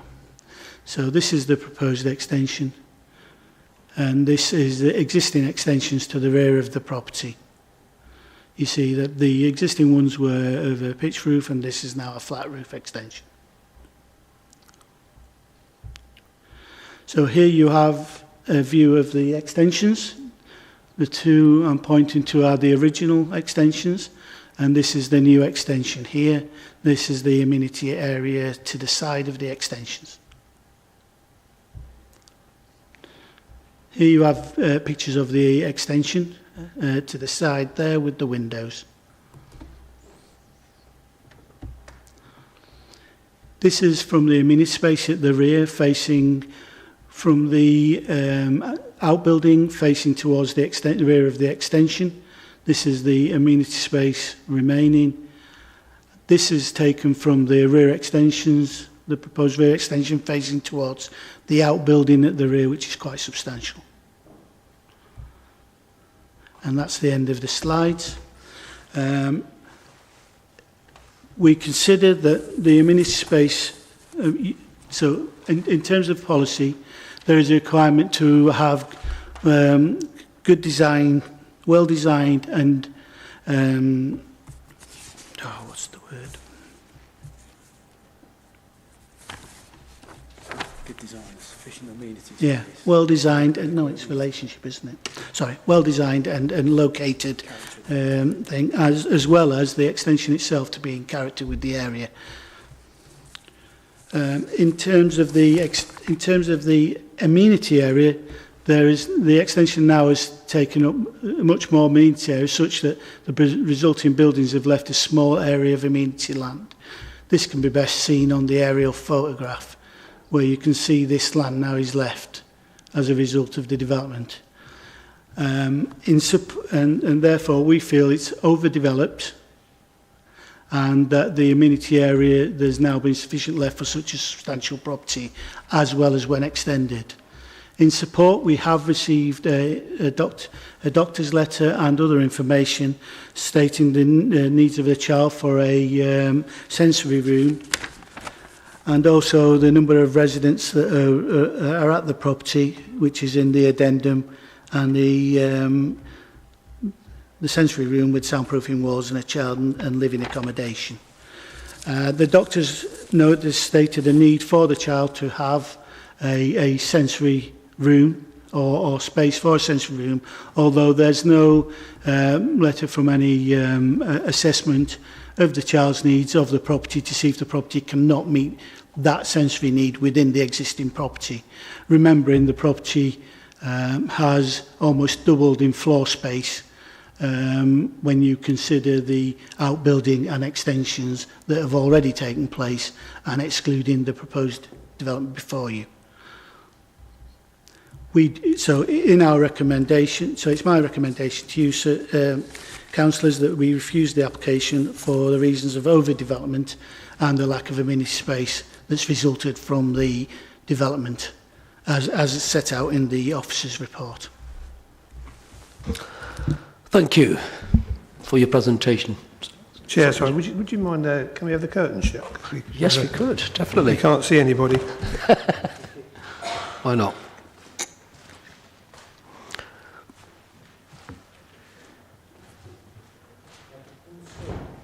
Pull the string. Yeah, well done. Thank you. No, I can't see anything. Right, if I could ask Councillor Khan to make your way forward. You have 2 speakers on this item, and Mrs. Ali as well. Mr. Khan, you have 10 minutes to address the committee, and when 30 seconds are left, the Democratic Service will let you know. Please switch on your mic and start speaking, and I'm sure that committee members will have questions for you. If you could stay seated until I tell you that you can go. Thank you. Thank you, Chair, and the committee members and the officers. Through you, I would like to support this application for my constituent, and the main reason is because of the need of the disabilities for this child.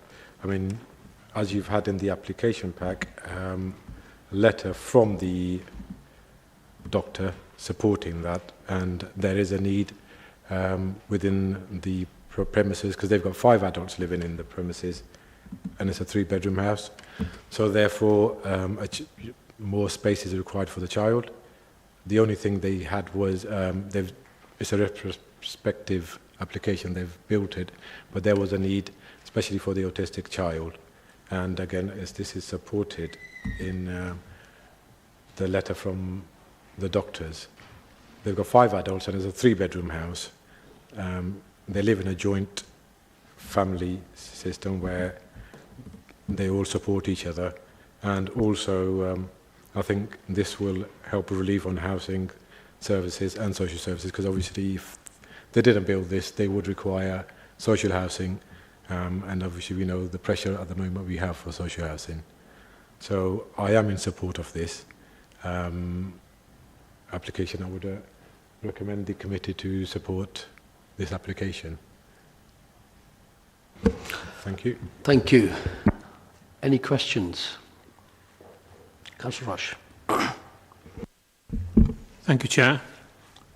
This planning application was recently refused.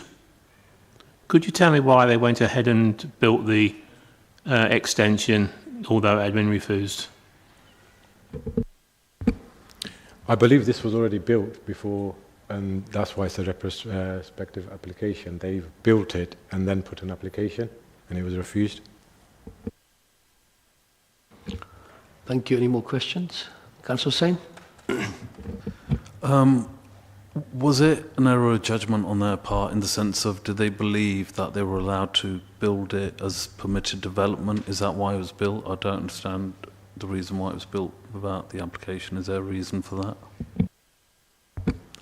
I did question, and the reason they thought it was meeting the requirements, in the sense it was the height of the building was less than 3 meters, which is within the requirements, but obviously they weren't aware that they've already done an extension, so therefore they would need planning this time around. So that's the reason why they thought it would be allowed. Thank you. Any more questions? Councillor Harper? Thank you, Chair, and through you, Councillor Khan. It was mentioned that no assessment has been done on the rest of the property as to whether that could actually have coped with the need that's required. Can you shed any light as to why that assessment wasn't done? The premises is, I mean, obviously the building has got 3 bedrooms, so therefore there was no other space, because they are the parents are living in one room with the child, and the child does need more space, and that's the reason why that was built. Sorry, Chair. I may have not made that clear. Sorry, Councillor Khan.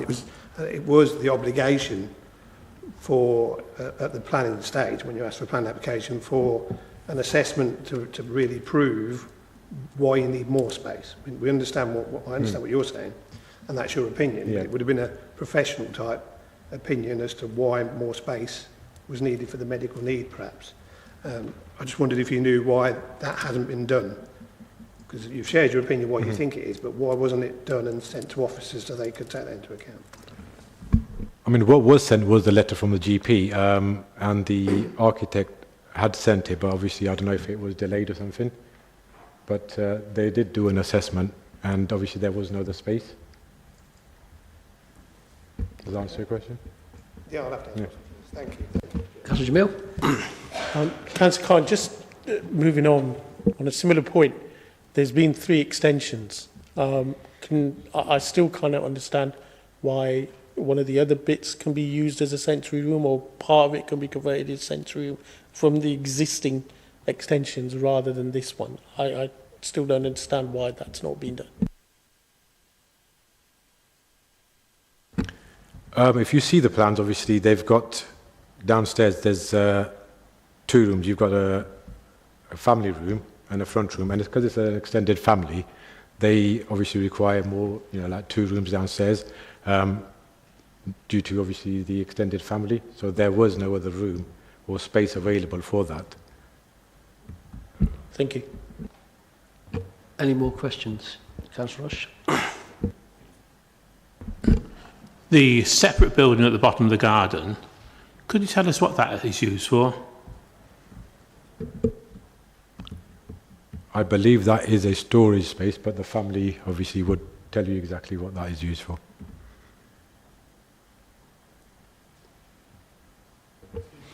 Any more questions? Councillor Conant, in regards to the assessment, what Councillor Harper was trying to allude to, what they're trying to say that there wasn't a professional assessment. Yes, I think you're relying on the GP's letter rather than a professional assessment. Did the officers ask for an assessment? To demonstrate that you're required to provide that need. Yeah. But you provided a letter from the GP, and as far as you're saying that you thought that was sufficient. Well, that was what the family have provided, but I'm not sure if they've taken an official assessment, a professional assessment on that. Thank you. Any more questions? No. Thank you very much. If you would like to take a seat at the back. If I could invite Mrs. Ali.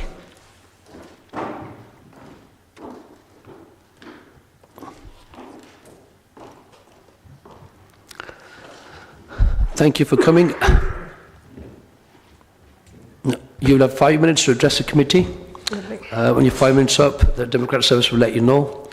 As you've just seen from the proceeding, that when you've finished your address, committee members will possibly have questions for you. So stay where you are until I tell you to go. Okay? So if you could proceed, thank you. Yep. Good afternoon, and thank you for giving me this opportunity.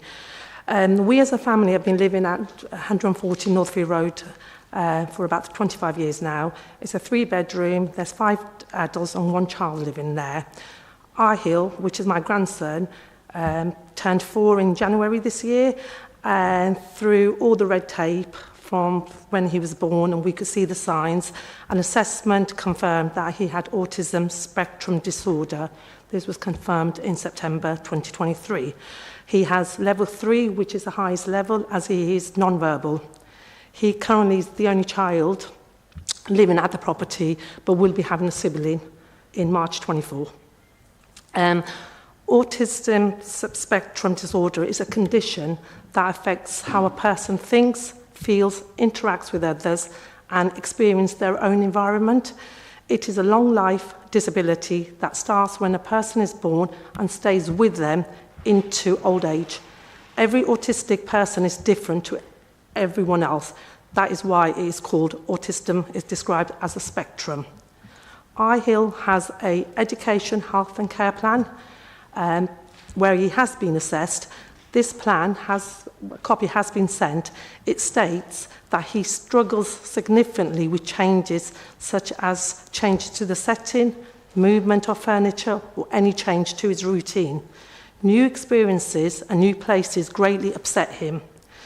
It also confirms that he's non-verbal and has sufficient communication and interaction difficulties. He is unable to communicate his basic everyday needs. In some milestones, he has been measured at 0 to 6 months, even though he is 4 months. He's not independent in anything and he needs adult support in everything. The nursery comforted him in a sensory room. They made the recommendation that we had one at home. There is no one that will come out and do an assessment for his personal needs. We have looked into it. It is not possible. Mother is due to have a baby March 24. This is going to have such a significant impact on him, which needs to be managed carefully. We have sought advice and support from the Autistic Society, and they have recommended a sensory room will only create benefits for Arhill. It will provide him with a self-calm and comfort room where we can self-regulate his behaviour to improve his focus. It will be his safe place to engage. He will have activities such as lights, colours, sounds, aromas and soft toys. This will all be very beneficial to his development. He will also increase his motor skills development through engaging with objects and toys. It will relax his behaviour, the use of calming, smoothing objects such as diffusers and relaxing music.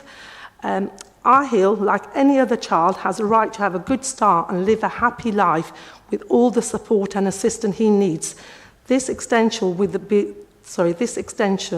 be the greatest support he can be given at this moment to achieve this goal. We can't afford to purchase a larger property. Therefore, we would like this extension. This application isn't about making the property larger. It is about an application to accommodate a child's need due to the disability he was born with. We shouldn't discriminate him against this by not approving this application.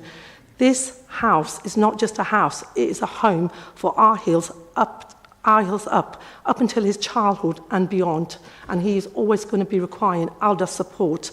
All I can ask you is to be kind enough and consider the support this young child needs, just to have somewhere near a reasonable childhood grant permission for a sensory room. Things that we take normal is a big hurdle for Arhill. Thank you. Thank you for the address. Members, any questions? Councillor Jones. Thank you, Chair. You have my entire empathy with your situation, and there is a huge growth in special educational needs, autism and that sort of thing.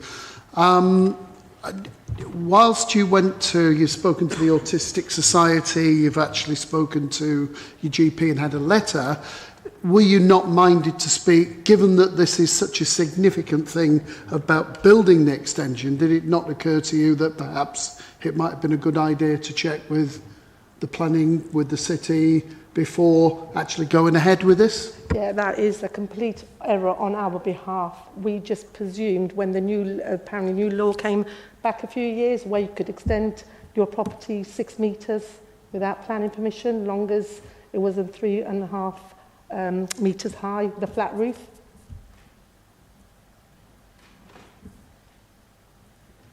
Any more questions? Councillor Rush. Thank you, Chair. The detached building at the end of the garden, could you tell us what it's used for? Because I noticed there was ornaments in the window one side of the building. That is just mainly for storage. It's got no heating or water. And we did look at that, but Arhill's got a fear of the dark. He gets very distressed.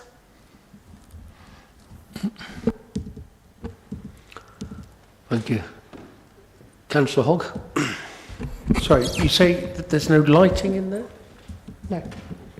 Is that not a security light that we can see? I didn't say there was no lighting. There is a security light there, yes. So there is electricity to the to the store? Okay, thank you. Councillor Hopper. Yes, thank you.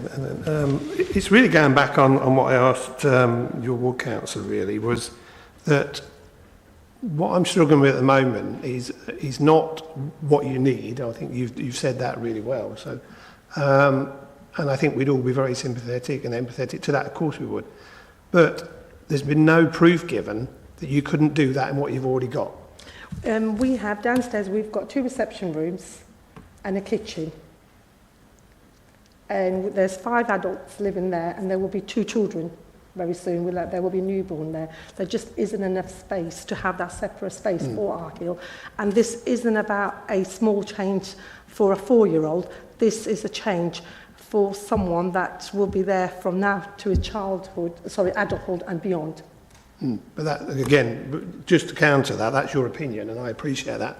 I totally understand it, but it needed to be a professional opinion that was given along with the medical opinion to officers to make that decision. At the moment, it appears that it's just the council and yourself are just saying we need that space. We agree, but there's no proof that it has to be a separate building and it couldn't be accommodated. That's why I'm coming We did. I mean, we've had to look at if anyone like from the Autistic Society could come out. It's not something that is provided. Right. Okay. That's a good. Thank you for that answer. Thank you very much. Thank you, Chair. Any more questions? Now, in your address, you said the nursery also suggested there should be a sensory room for the child. Yeah. Was that in written or was it a verbal conversation? No, that's verbal. That is. Did you say the nursery? Yeah. Yeah, it was verbal because our Hill spends a lot of time in their sensory room, and they know it calms him down. He performs better in there. We've also spoken to, we're like part of like a group where other families have got autistic childs, and they've said that some of them have got sensory rooms, and it has made such a significant change to their child. I mean, I wouldn't class the nursery's letter as a professional opinion, but I think would have attached some weight to it. Obviously, the child spends a lot of time with the nursery. I think it would have been a good idea I can't see any if you could have got a supporting letter from them. Yeah, obviously, this is a learning curve for us. Okay, and what I understand from your speech that you believe it is permitted development that you could extend without planning permission, but you didn't sought any advice from anybody. To be honest, it's very difficult to get advice from planning officers. I'll be quite honest. You ring them up, you know, it's like you need to, you know, go online. It's also confusing. Okay. I've got one more question, Chair. You got a question? Yeah, go on. Yeah, my mic on, that was one of them. Although we're looking at this extension retrospectively, going back on your reasons are fine, and I totally understand them. And I think Councillor Rush and Councillor Hogg were going that way. Was why couldn't the building at the end have been used? What stops you using that building at the end again? The reason was because our Hill doesn't like the dark, and that is quite dark in that area. As in the forecourt, you mean? The forecourt, yes. Oh, right. Okay. All right. Thank you. Thank you. Any more questions? No? Thank you. You can take a seat at the back. Any questions for officers? Councillor Harper. Yeah, I need to come back on something that's been said here and to get some clarity that apparently it's been said that there's nowhere to get anybody to do that sort of assessment. What's your understanding of that? I mean, apart from we've got the medical one from the doctor, is it true, or in your experience, that there's no other body that can do an assessment for need? Through you, Chair, I'm not aware of these circumstances or whether there is any professional help that can either be gained either through the National Health Service or privately. But so I can't answer that question. Okay, but it's in the report that the applicant has failed to prove. What are you looking for? What were you looking for by making a statement that they haven't been able to prove that there's enough space to accommodate the need? How can that be in? From my own professional background, there would be consultants I think you could call upon for a fee to provide that assessment and that evidence. And that's what you would have expected, is it? If nothing could be provided through other sources, I would have expected at least that to be looked at. Thank you. Councillor Sharp. Thank you, Chair. Two questions, if I may. Just, my first one's just picking up on the response to Councillor Harper's question. In your opinion, would you expect a resident making this sort of application to be aware of that need, or for you to be able to advise of that? I'm a little surprised as planning permission was gained for the first extension and a second extension. So I'm a little surprised that there was a thought that a third extension that went further out wasn't required. We do offer advice. Sorry, just to interrupt you, I was meaning in relation to the assessment that you were talking about in terms of a speciality assessment. So it's the talking question about related. assessment. The assessment that you were talking about in response to Councillor Harper, would you expect a resident to be aware of that, or would you expect yourselves to be able to advise of that? Through you, Chair. Yeah, I mean, we did advise through the process of this that more information would be required, and we requested that from the agent. There was some further information submitted that's been addressed in the update report. However, like any other planning application, we have to assess what's in front of us. We can't make assumptions. We have to go by the evidence that's in front of us. And the crux of this is that our assessment is that it's contrary to policies LP 16 and 17 due to concerns about design, character of the area, and also the lack of remaining amenity space. Now, there are cases where you can go against, if something is contrary to the development plan, you can take the view that there are other material considerations that outweigh that conflict with the development plan. So the applicant's argument here is that the need for the autistic child is so great and cannot be accommodated elsewhere in the house that outweighs that conflict with the development plan. Officers here take a different view. We don't feel that sufficient information has been submitted with the application. Obviously, it's in your gift as the committee to decide whether you agree with that or whether what the applicant has said and the member adds to the information that's already been submitted. But yeah, there's nothing in our validation requirements, let's put it that way, that requires people to submit justification. It's up to them whether they do that or not, and up to us to make the assessment. Thank you. Thank you, Chair. And for you, it's just that the officer expressed an opinion that the resident perhaps should have known. That was my concern. My second question relates to amenity, and in the report where the only challenge that you seem to put up against the amenity piece is about the future amenity. So not amenity from residents, but amenity of future owners of the property. And you talk about adversely impact and detrimental extent. I wonder if you should just expand on what you think the adverse impact is and the detrimental effect, just for our benefit. Thank you.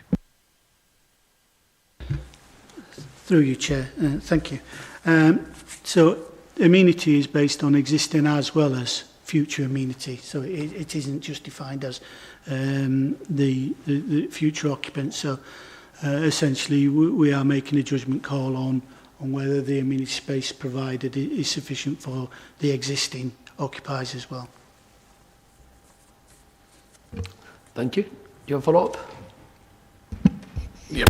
Sorry, perhaps I didn't phrase it very well. What I was trying to explore is what you perceive to be adverse for the future. I understand the piece about future occupants, and that's the amenity that you're referring to. It's what you determine adverse and detrimental. So why we consider it adverse is that we have a large 3-bedroom house, and the larger the property, the more people living at the property, more there is a value to having amenity space to serve that property.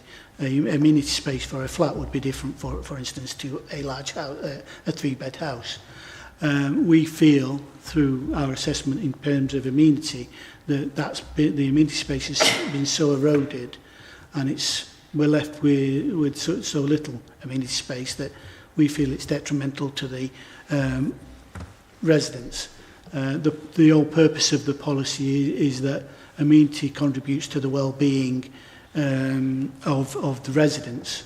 So that detriment is that without that sufficient amenity, there could be harm to the well-being of those residents. Thank you. Councillor Hogg. I just wanted to clarify a point. So this application had come, there was a previous application for this exact same building that was looked at by officers in September and was refused. And presumably they've now, the reason it's here is because they've put application in again. So, you know, the call for this report that, you know, would talk about the need, etc., that would have been addressed in the first application, so therefore it certainly wouldn't be something that they wouldn't be aware of for this application, because you know there's been no change as such. So they couldn't say, well, we didn't realise we needed to get because you had that the first time round, presumably. That was the case on the first application, and they would have been aware of the test that we were applying for the second application. And just to kind of underline that the previous application that, for the conservatory, that again was a retrospective application, I believe. That's correct. Yeah. So we have this situation where the property has been extended, and then permission sought. Because they realised that they needed permission, and now they've extended it again, not saying that they don't realise that they needed permission. Yet they'd had a previous application that had gone through. That they clearly needed application. So surely, from your point of view, you're thinking you must have known that you needed permission for this. And more importantly, if they had asked permission beforehand, they could maybe have changed the design in some respect that would have been actually a bit more amenable, where it might actually have helped this application. So if I go through the history, this extension where the red dot is now on the screen, that got planning permission. Then they got planning permission retrospectively for a conservatory where the red point is now. They removed that conservatory and built that extension. So that extension was built without planning permission. I'm not sure about the annex has got no planning history. So permitted development rules at the time, I suggest would have said that require planning permission. However, you can't take the fact that these are retrospective applications into account in considering this judgment. So I don't really wish to be drawn on that point further. Thank you. Any more? Yeah, Councillor Fitzgerald? I was going to raise this, Chair, under debate, but as it's opened up a little bit. One, we don't know whether the current occupier built that last extension, because I heard the lady say she'd been there 25 years. That could be over 25 years. It looked it to me. But in terms of, and I'll raise it in debate, but I want to ask you a direct question. In terms of the advice you gave to the applicant about proving need, did you tell her to go and talk to Children's Services? Because this child must be under the care of Children's Services, and it's a failure of the council's planning team or the wider council if we're not advising people of the evidence they need to support their application from our own social care teams. I find that very odd. And by the way, this is not the first time when we had the conversation about the children's home in terms of there's got to be dialogue within our own council teams. And it would make sense to me that if we are asking as the planning service that you need this evidence, Mrs. Alley, to support your application, I suggest you go and talk to Children's Services because they must be aware of this child. I was going to say further, but I'll shut up there. Thank you. Councillor Hopper. Yes, let's go on a technical point then. Amenity space. Could you just explain the percentage of space? Because you say amenity is too small, which I don't disagree with, but there is a prescribed limit, isn't there, between the size of land and how much you can cover effectively. Do you know what those figures are for this particular complete property? So there's no actual figures. I mean, it says well designed and what's the term? Well designed and located privately. So in this particular instance, well designed wouldn't be the amenity space by the side of the building. It's narrow, it's an access way, etc. So a more well designed space is the open space there, I would say. You would exclude the front garden because that's not really private amenity space, that's open to the street, although it provides amenity in other directions. But as far as an amenity space, that's what we're looking at that area there. And we feel there is whilst there's no hard and fast rule, we feel you have to take a judgment as to whether the private space is so eroded as to not meet the objectives of the policy, which is to provide for, I think I want to tell the term exactly, if you go to the preamble. So it's to provide for people for health and quality of life.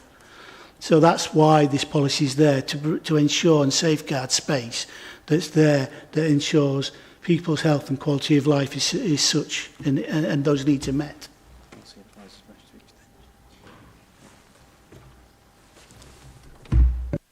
Thank you. Do you have a follow-up, Councillor Harper? No, I don't. I'm sure there's numbers. I can't. Okay, thank you. Councillor Hussain? It's just on that, what was just mentioned about amenity space. The officer mentioned earlier when they were talking about amenity, about the well-being of residents. Surely this sensory room, would that not be considered as an amenity for that child with sensory needs? If that room is specifically designed to be a sensory room, providing an amenity for that child, and I'm sure the residents would prefer for that child to have that space rather than what I think the grandmother said was, you know, he doesn't like dark spaces or the garden in that sense. So, you know, improving that space, will that then not be considered as an amenity? That can be proven amenity. Essentially, there's a balanced judgment as to the harm and whether the harm is outweighed by the benefit. A different view could be taken. I would say that in providing, where we say that is there not adequate space within the building or the outbuilding, is we're not saying where the outbuilding should necessarily be that sensory room. That could be provide accommodation for other residents in the house, therefore freeing up space within the house for sensory room, for that sensory room, etc. So we would like to see why those sorts of things weren't explored before going to an extension. Councillor Sharp. Thank you, Chair, and through you. Just very quick, I think under the consultations, you've got 6 consultations for local residents, interested parties, and no responses. I'm just interested, were those 6 immediate neighbours? Do you have that detail of who the 6 were? Yes, there would have been immediate neighbours, and there has been no objection to this application. Councillor Jones. I'm just picking up on Councillor Fitzgerald's point. I would hope that the child is known to Children's Services. What I'm just not picking up on, if they built the extension, then why would it be a failure of the council? Would you refute that, you know, because obviously this is built and this seems to have gone the other way around. Why would you accept that as a fair criticism? That because it's been built, and even if they're on the radar of Children's Services, this is a planning application and nothing to do with, you know, Children's Services or the wider council. I would have thought, but I could be missing something. Forgive me. A point of clarification. I think the planning officer has referred to, and I've heard referenced twice, that you must evidence your case for need, and that evidence would come from professional support. I'm just saying there's a broken link between planning and Children's Services, which is the fault of the council, because if planning are aware of what is required, it might be, may I advise you to contact Children's Services, which is a kind of logical thing you might say if you're asking for evidence. But I didn't get an answer, but Dennis, that's what I was trying to say. Thank you. Phil, do you want to come in? Yeah, through you, Chair. So just to clarify, we're not disputing that there is a need for the autistic child to have the sensory room or the other requirements that have been put out. It's the crux of the argument, or what we're saying is it hasn't been evidence to us that can't be accommodated in other parts of the house. So it's up to the applicant to make that case, and they have put some information to us. They've also put some information to you, the committee, today. So No, I'll leave that there. I wanted to say something a bit later. But, Okay. Any more questions? Well, before you go to the debate, can I just... I wanted to ask a question, actually. Yeah. I mean, I understand where you're coming from, but considering this is an exceptional case, isn't it? You've got a child who's got medical needs, and if a child is autistic, it must be on a plan. And I feel, again, this is my opinion, that I think the officer should have been more cooperative and, you know, just a bit of guidance. Again, this is my opinion, I could be wrong. It could be the case, as the grandmother addressed, as that she wasn't aware and she tried the relevant organisations to get a professional opinion, she couldn't. So I think we should have some sympathy there. But my question is that wouldn't it be right if you guided them, considering that this is, I consider it as an exceptional case where you could have given them a bit of guidance. I'm not saying it's a failure on your part, but I think that would have helped, would it not? We do try to offer guidance in applications, and in some respects, a refusal of planning permission with an officer's vote explaining why would offer some guidance as to why we've come to that decision.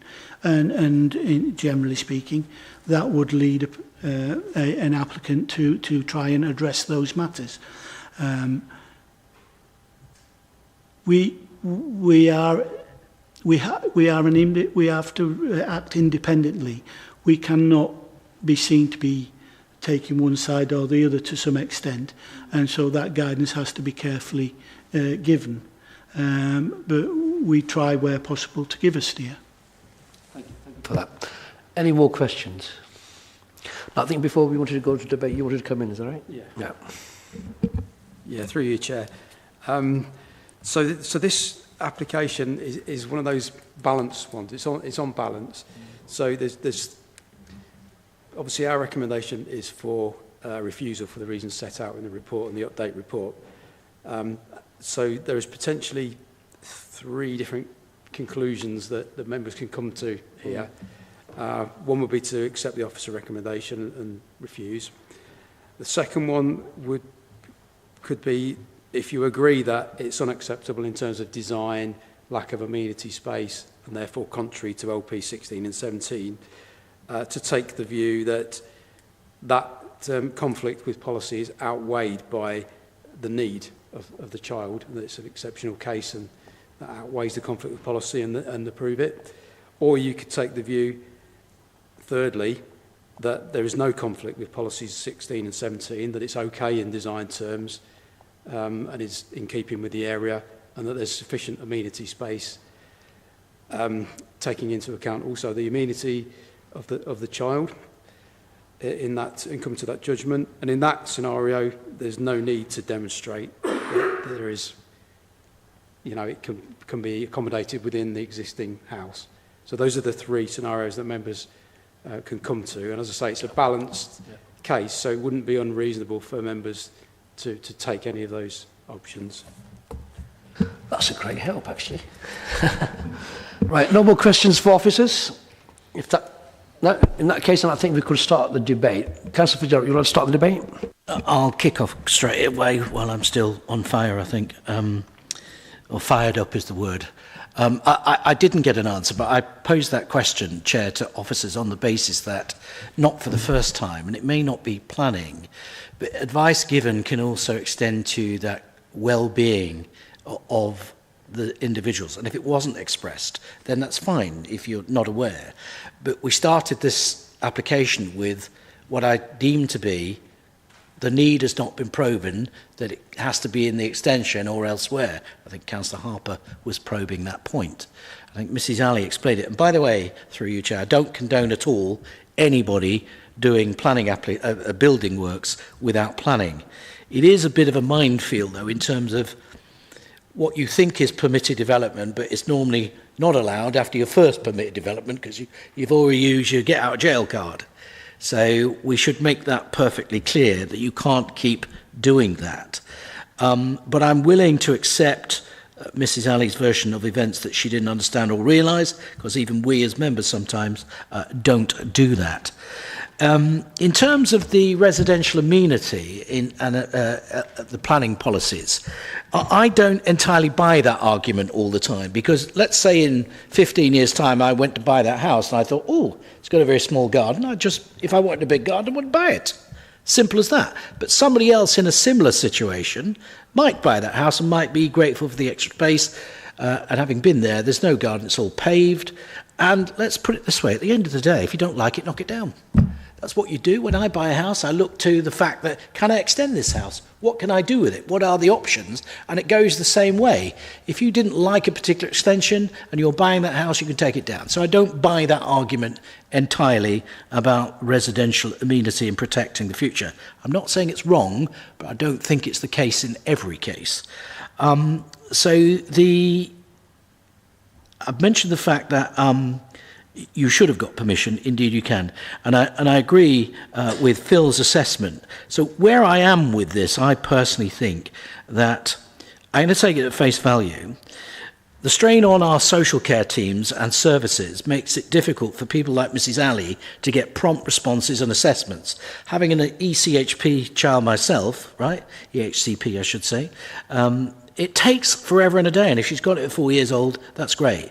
But to put the strain on social services in order to get those decisions, so I've got to take it on face value, and I don't think it is falling foul of the policies. It might be technically, but they're very happy with it. There are no objections from neighbours, or it's not causing anybody any harm. If you want a bigger garden, take it down. If you don't want any garden, as Councillor Hussain doesn't like mowing the lawn, he's told me already, then he'd be perfectly happy.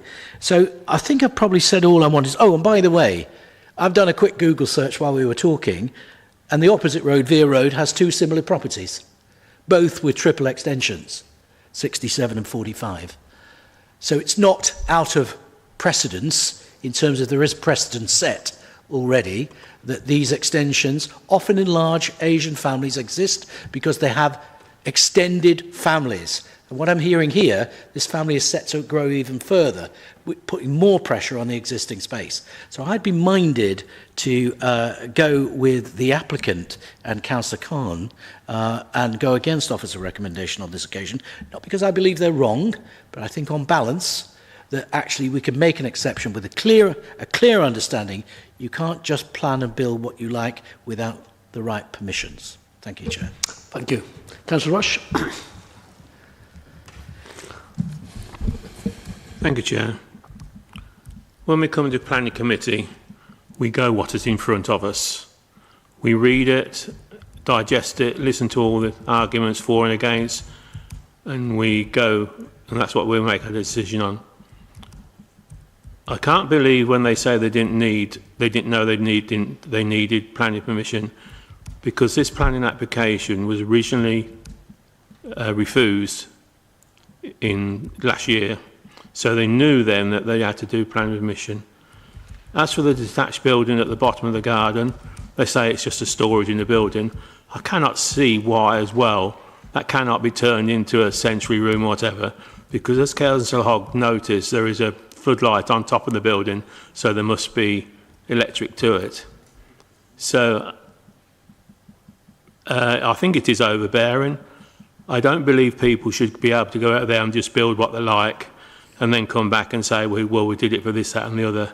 So I will be agreeing with planning officers and refusing this application. Thank you, Councillor Rush. Anybody else? Councillor Saint? Yeah, I'd like to concur with what Councillor Fitzgerald has already said. It was about, I mentioned earlier about the amenity and the well-being. I think the need for this child has proven, and the family's passion to provide, that space for this child, I think is important and commendable. I agree again that, had this application come before me without that need for that child, I would be minded to go with officers on this, because we don't want to set a precedent, say build what you want, where you want, how you want. But I will take it that the lady did say that, look, we've made a mistake. It happens. But there is a genuine need. There's many reasons. There's been talk about why the outside building's not been used. We don't know if it's insulated. We don't know. There was mention that the child doesn't like the outside space or go into that building because of dark, etc. So for me, at the moment, I'm minded to go against officer's recommendation and vote in favour of the applicant. Thank you. Anybody else? Sorry, Councillor Harper. Yeah, thank you, Chair. And through you, I think Councillor Hussain hits the nail on the head for me, and I'm quite the opposite, is that the fact that the need is there is a given. I don't think any of us would disagree with that. The other fact that is there is that it's not been proven. And that's where I get stuck. There's ample room probably at the bottom of the garden in that building. Why not? Not proven. You've not proved you can't. There's no proof. Why can't it go in the actual main building?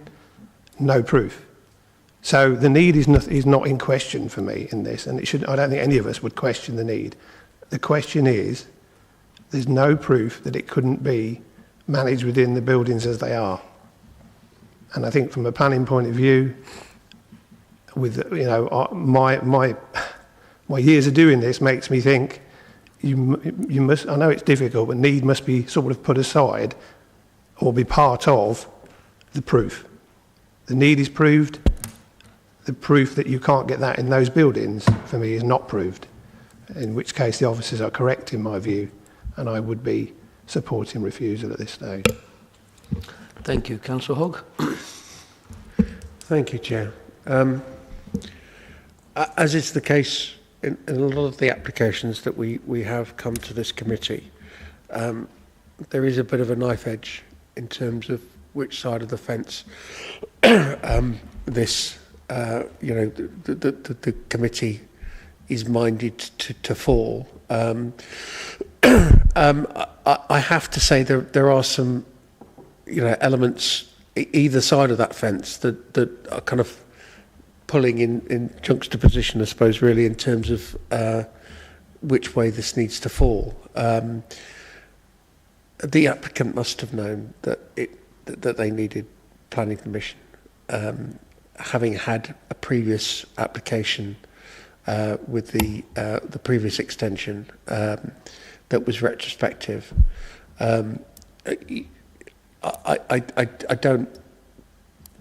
I can't take on board the fact that it was okay and it was fine, and as long as it was 3 meters high, etc., etc. And the trouble is that course of action has led to an extension that wasn't sympathetic to the rest of the building. That actually maybe by working with officers they could have maybe come up with something that was more palatable and that would work better for the property.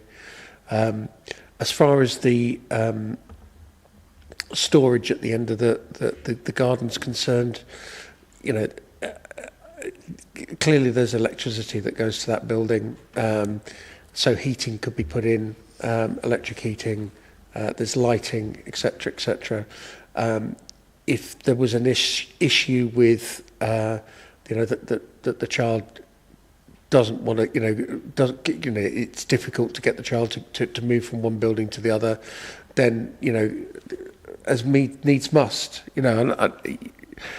you'd look at, well, maybe the front reception room needed to be changed to the sensory room for the child, and that you could use the rear building as a reception room of some description. So, or ultimately, you need to kind of put your hands up and go, actually, this property is too small for what we're trying to achieve, and that we need to look at other ways and means in and around. Do we get another building, or do we sell up and find somewhere that is more suitable? I absolutely understand that, as a family, you want to stay in your home where you can, and if that means developing you're building a bit further in order to accommodate changes to to your family setup. Of course, that would be your first port of call, but there's a point where, you know, literally the footprint of your property can't sustain that. I think even with this extension, the amenity in the backyard was pushed to its limits, and that by putting this extension, you've reduced that amenity even further. But also because the building itself has now got larger, that actually it relates to actually even more amenity needed outside. So I have to say that on this occasion, I'm you know, normally my heart would kind of pull it one way and say, look, you know, that they do need, there is this need. But on this occasion, there are so many factors that kind of just not right, and you know, where things haven't been proven, you know, and that there could have been solutions. And if they'd reached out to the correct people and got the correct answers, then, you know, we could be looking at a completely different application. So unfortunately on this occasion, or unfortunately for the applicant, on this occasion, I'm going to have to go with officer's recommendation. Thank you, Councillor. Councillor Jamil. Thank you, Chair. I agree with Councillor Hogg in his assessment where he says it's a hearts and minds situation. My mind, and looking at the planning rules that we have, actually says we need to go to officer's recommendation, but my heart, having a member of my extended family who's got the same condition, I see the difficulty the parents have and the wider family have with that. And, you know, and in this situation, it's a fine balancing act. But for me, you know, the needs of that child, for me in that situation, I think they prevail above our planning rules. So I will be going against officer recommendation. Thank you. Anybody else? Councillor Sharp. Thank you, Chair, and through you. Yeah, I mean, I've taken on board a lot of the comments from what seems to be opposing views from members. I think my starting point is, in response to some of the comments, I don't think we're sitting here as experts in the child's needs, so it's difficult for us to comment. I hear what Councillor Harper says, that there's questions about whether it could or couldn't be accommodated, but I don't think we can say it can or it can't. That's not the point. We're not the experts. Because there hasn't been any communication or advice given both ways, it's difficult to take anything other than the family's view in terms of the needs. The second point I'd make is I tend to raise an eyebrow when it's a retrospective planning application, as I think many of us would do, and it makes us question a little bit more. However, it's not really meant to consideration at this point, as the officer's clarified. What's gone before. We can only review what's in front of us in terms of this specific application. The whys and wherefores remain unexplained, and we can't surmise. So I'm trying to take it back to the key assessment of the planning issues, the 3 points that the officers have put in the report. And if I deal with B and C, so highway safety, tick, I don't think we've debated any of that. The amenity piece, as I asked the questions, the officers trying to explain the adversely impact and the detrimental extent for future residents. I think as I think it was Councillor Fitzgerald clarified, how much really is that adverse or detrimental to future residents? There wasn't really any guidance. Councillor Hogg, I think it was asked what the guidance, or Councillor Harper asked what the guidance was in terms of areas. That wasn't forthcoming. So there is a way out of that. The other 2 points of amenity that are referred to in the report aren't considered issues. So I personally struggle with a view that officers have taken that on balance it's not in accordance with LP 17. So for me, B and C is fine. That then moves me back to design and visual impact. I think, as we can see from the photo, if we look at the 2 properties immediately opposite the other side of the road, they're considerable extensions. Is it really not in keeping? There's been no comments from residents, neighbours. There's no objections. it's a low-level extension and it is retaining some outdoor amenity space. So I'm personally struggling that the design and visual impact is detrimental. So I think on balance, for me, the needs of the child in this case do outweigh the planning balance. And I'm minded to support the application and go against officer decision. Thank you, Chair. Yeah. Councillor Warren. Like everyone, I've been sitting here listening to the arguments for and against, and I think if we were looking at this application without the child needs, I think we all would agree that this is going to visually impact the area, but we're obviously looking at a child's needs with autism, and not just a simple autism, a severe non-verbal autism, and to even suggest that using the outbuilding is kind of disingenuous to the family, because actually, when you've got child's these kind of needs, they need to be in and around the houses in what they have, and they have to be in close contact. So having a child that has this level of SEND needs to be within the buildings application. So on the balance of what I'm saying, I'm going to go against the office recommendations and go with the child's needs in this case. Thank you. Councillor. Thank you. Everyone else has spoken, so I suspect I probably should. For me, obviously, it comes down to the amenity of the child and the family. Personally, I feel that this will actually enhance the amenity, not only for the child, but the wider family. I suspect the whole situation will be much happier, so I'll be going against officers' recommendations. Thank you. Thank you. Any more debate? Councillor Jones. I think I'm the last one to speak on this, to be honest with you.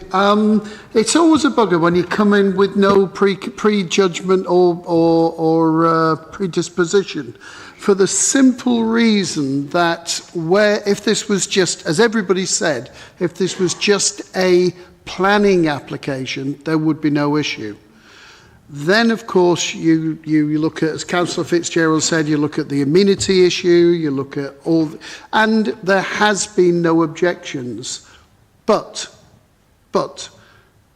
with a planning committee, Lord knows, you know, I'm dealing now with an awful lot of autism, special educational needs, and, you know, very few people getting education healthcare plans.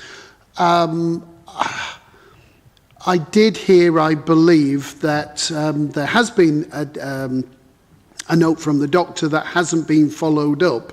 So it's one of those things. If I was just purely going on the needs of the child, then it would be an absolute no-brainer. I'm taking the contrary view on this occasion and saying it's a planning application. And I would have thought that, without wanting to set a precedent, then I would have thought that they would have done all in their power to make sure that the I's were crossed and the T's were dotted, as they say. So on this occasion, mindful of this, and as extending again my great empathy and sympathy to the parents and grandparent, I will be voting with officer recommendations on this particular occasion. Councillor Hopper, do you want to come back? Yes, if I may. Councillor Warren offers an opinion regarding where this child must be, which I don't know if that's just an opinion or an actual medical background. I don't know. But that sums it up again for me, the fact that opinions are coming forward, which is fair enough, but there's no proof. Now, you know, if I was sitting here and the doctor and a social services person or children's services person was sitting here saying that's the only place for it, then it would be a no-brainer. I think we'd offer them in my view, and decide what's, you know, the need for the child is not up for grabs. It's nothing to even consider. Of course there's a need. The proof whether it can be done in the buildings that are there is not there. So I stand by, you know, I was hoping that perhaps with debate that may sway me, but it hasn't. There's still nobody who's been able to tell me that that could work, or it can't work, sorry, in that property. Thank you, Chair. Councillor Fitzgerald. Again, not wishing to prolong the debate, but this planning committee is often faced with judgment issues and our opinion. We have to make decisions based upon our own view the evidence and the facts. It's not all black and white, clear-cut, proven. Even the officers say, on balance. On balance. So on balance, I've heard we've got a severely autistic child. I've heard we've got doctors' evidence to support that. I hear that also that we were asking for more, but planning, as I say, is a minefield. And I was willing to accept the applicant's view, and I agree with we all agree we shouldn't allow planning permission and people to build what they like. But we are what we are, where we are today. So on balance, I've come down on the side of the applicant on this occasion, on balance, because I have to take at face value what they're saying. I have a grandson with serious medical issues on that autism spectrum and everything else. And isolation is not what they need. And we talk about, we're now becoming experts about, well, why can't they go in that building? We've no idea. We don't know. Why are we even going there? We're dealing with the property in front of us, not where it could go or could be. And the fact is, and I know for personal experience, which is evidence to me, having lived 23 years of living with a child with learning disabilities, that actually you don't want to isolate them. You don't want members of the family isolated in another building. It's a close-knit family. It's an expanding family. And to be honest, if there were objections from neighbours and everywhere else, and there's properties nearby and all around that have these extensions, I don't see what the issue is, really. And are we going to demand evidence? If we are, let's adjourn the meeting and ask the social care people to come here, go to that house and do an inspection as to what the family's needs are. If we don't want to do that today, let's make a decision. And there's mixed views around this table, and that's fine. It's healthy debate. I'm going for it, and my view hasn't changed. But I'm only speaking because it sparked further debate. Thank you. Now it's my turn. Right. I think we had an interesting debate. It's a very difficult planning application before us. There's so much to agree with and there's so much to disagree with. Now, I would suggest that the proof that the child is autistic is sufficient. That is sufficient, right? So the child has medical needs and child's autistic, that's a sufficient proof that the child is required that the sensory room. So in terms of evidence, that satisfies me. In terms of having any sympathy for the grandmother or not making a planning application, I have no sympathy at all. At all. The explanation she gave me that the law had changed and I thought it was permitted use, that doesn't hold water. I have no sympathy at all. In terms of her evidence, in terms of the child's diagnosis, what she's read out, I thought it was a credible explanation, a credible account, which has had an impact on me to reconsider this application. In terms of alternative in the house, or why couldn't we use the annex at the back? My pledge to the committee is that what is before us is the extension at the back. That should be our focus. We shouldn't be giving alternatives. What is before us, that should be our focus, and we should consider that, and that should be, we should be making a decision on that. Now, again, if you find her credible in terms of the account she's given us, that she says she's got 5 children, and 2, or I think the 2 children are on their way, so the family is going to extend. So we could make a presumption, draw an inference, that what we're saying, that the space is not available in the house, there's a presumption in their favour that the extended family is growing, there is no space. So I think we could rely on inferences or presumptions. Now, I think what we need to take in mind, I think that's an important fact that we should consider today, is does the child's need, that's the sticking point that we should be considering. And Phil, I think, has given us 3 options. And I want to go with the second option, where, as a chair and as a planning committee member, I believe that there is a conflict with the LP. There is, no doubt. However, it outweighs with the best interest of the child and the child's need.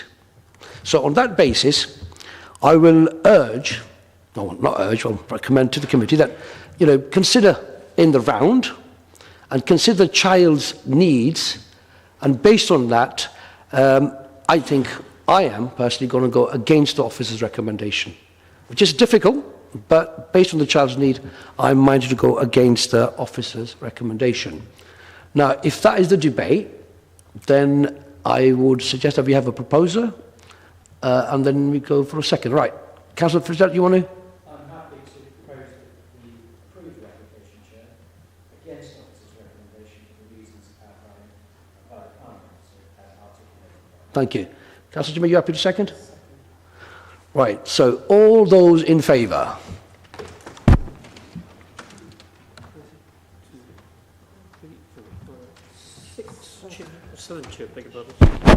Thank you. And all those against? Oh, sorry. Does the committee want to consider whether we need any conditions? Okay, just bear with me 1 second. Just bear- We don't need any.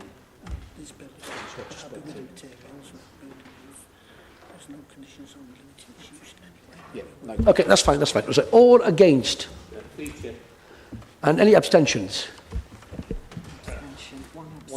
Right, can I have the result then, please? Thank you, Chair. That is a recommendation to go against officer's recommendation and to grant the application, and that is 7 for, 3 against and 1 abstention. Thank you. Thank you very much. Does that conclude our today's meeting? And you've got the reasons, have you, officers? The reasons to approve. Yeah, to go against your Yeah. recommendation. It was the second. Second option, yeah, second one. Do you want me to send that to? Yep. Yes, please. Okay. Thank you very much. Thank you.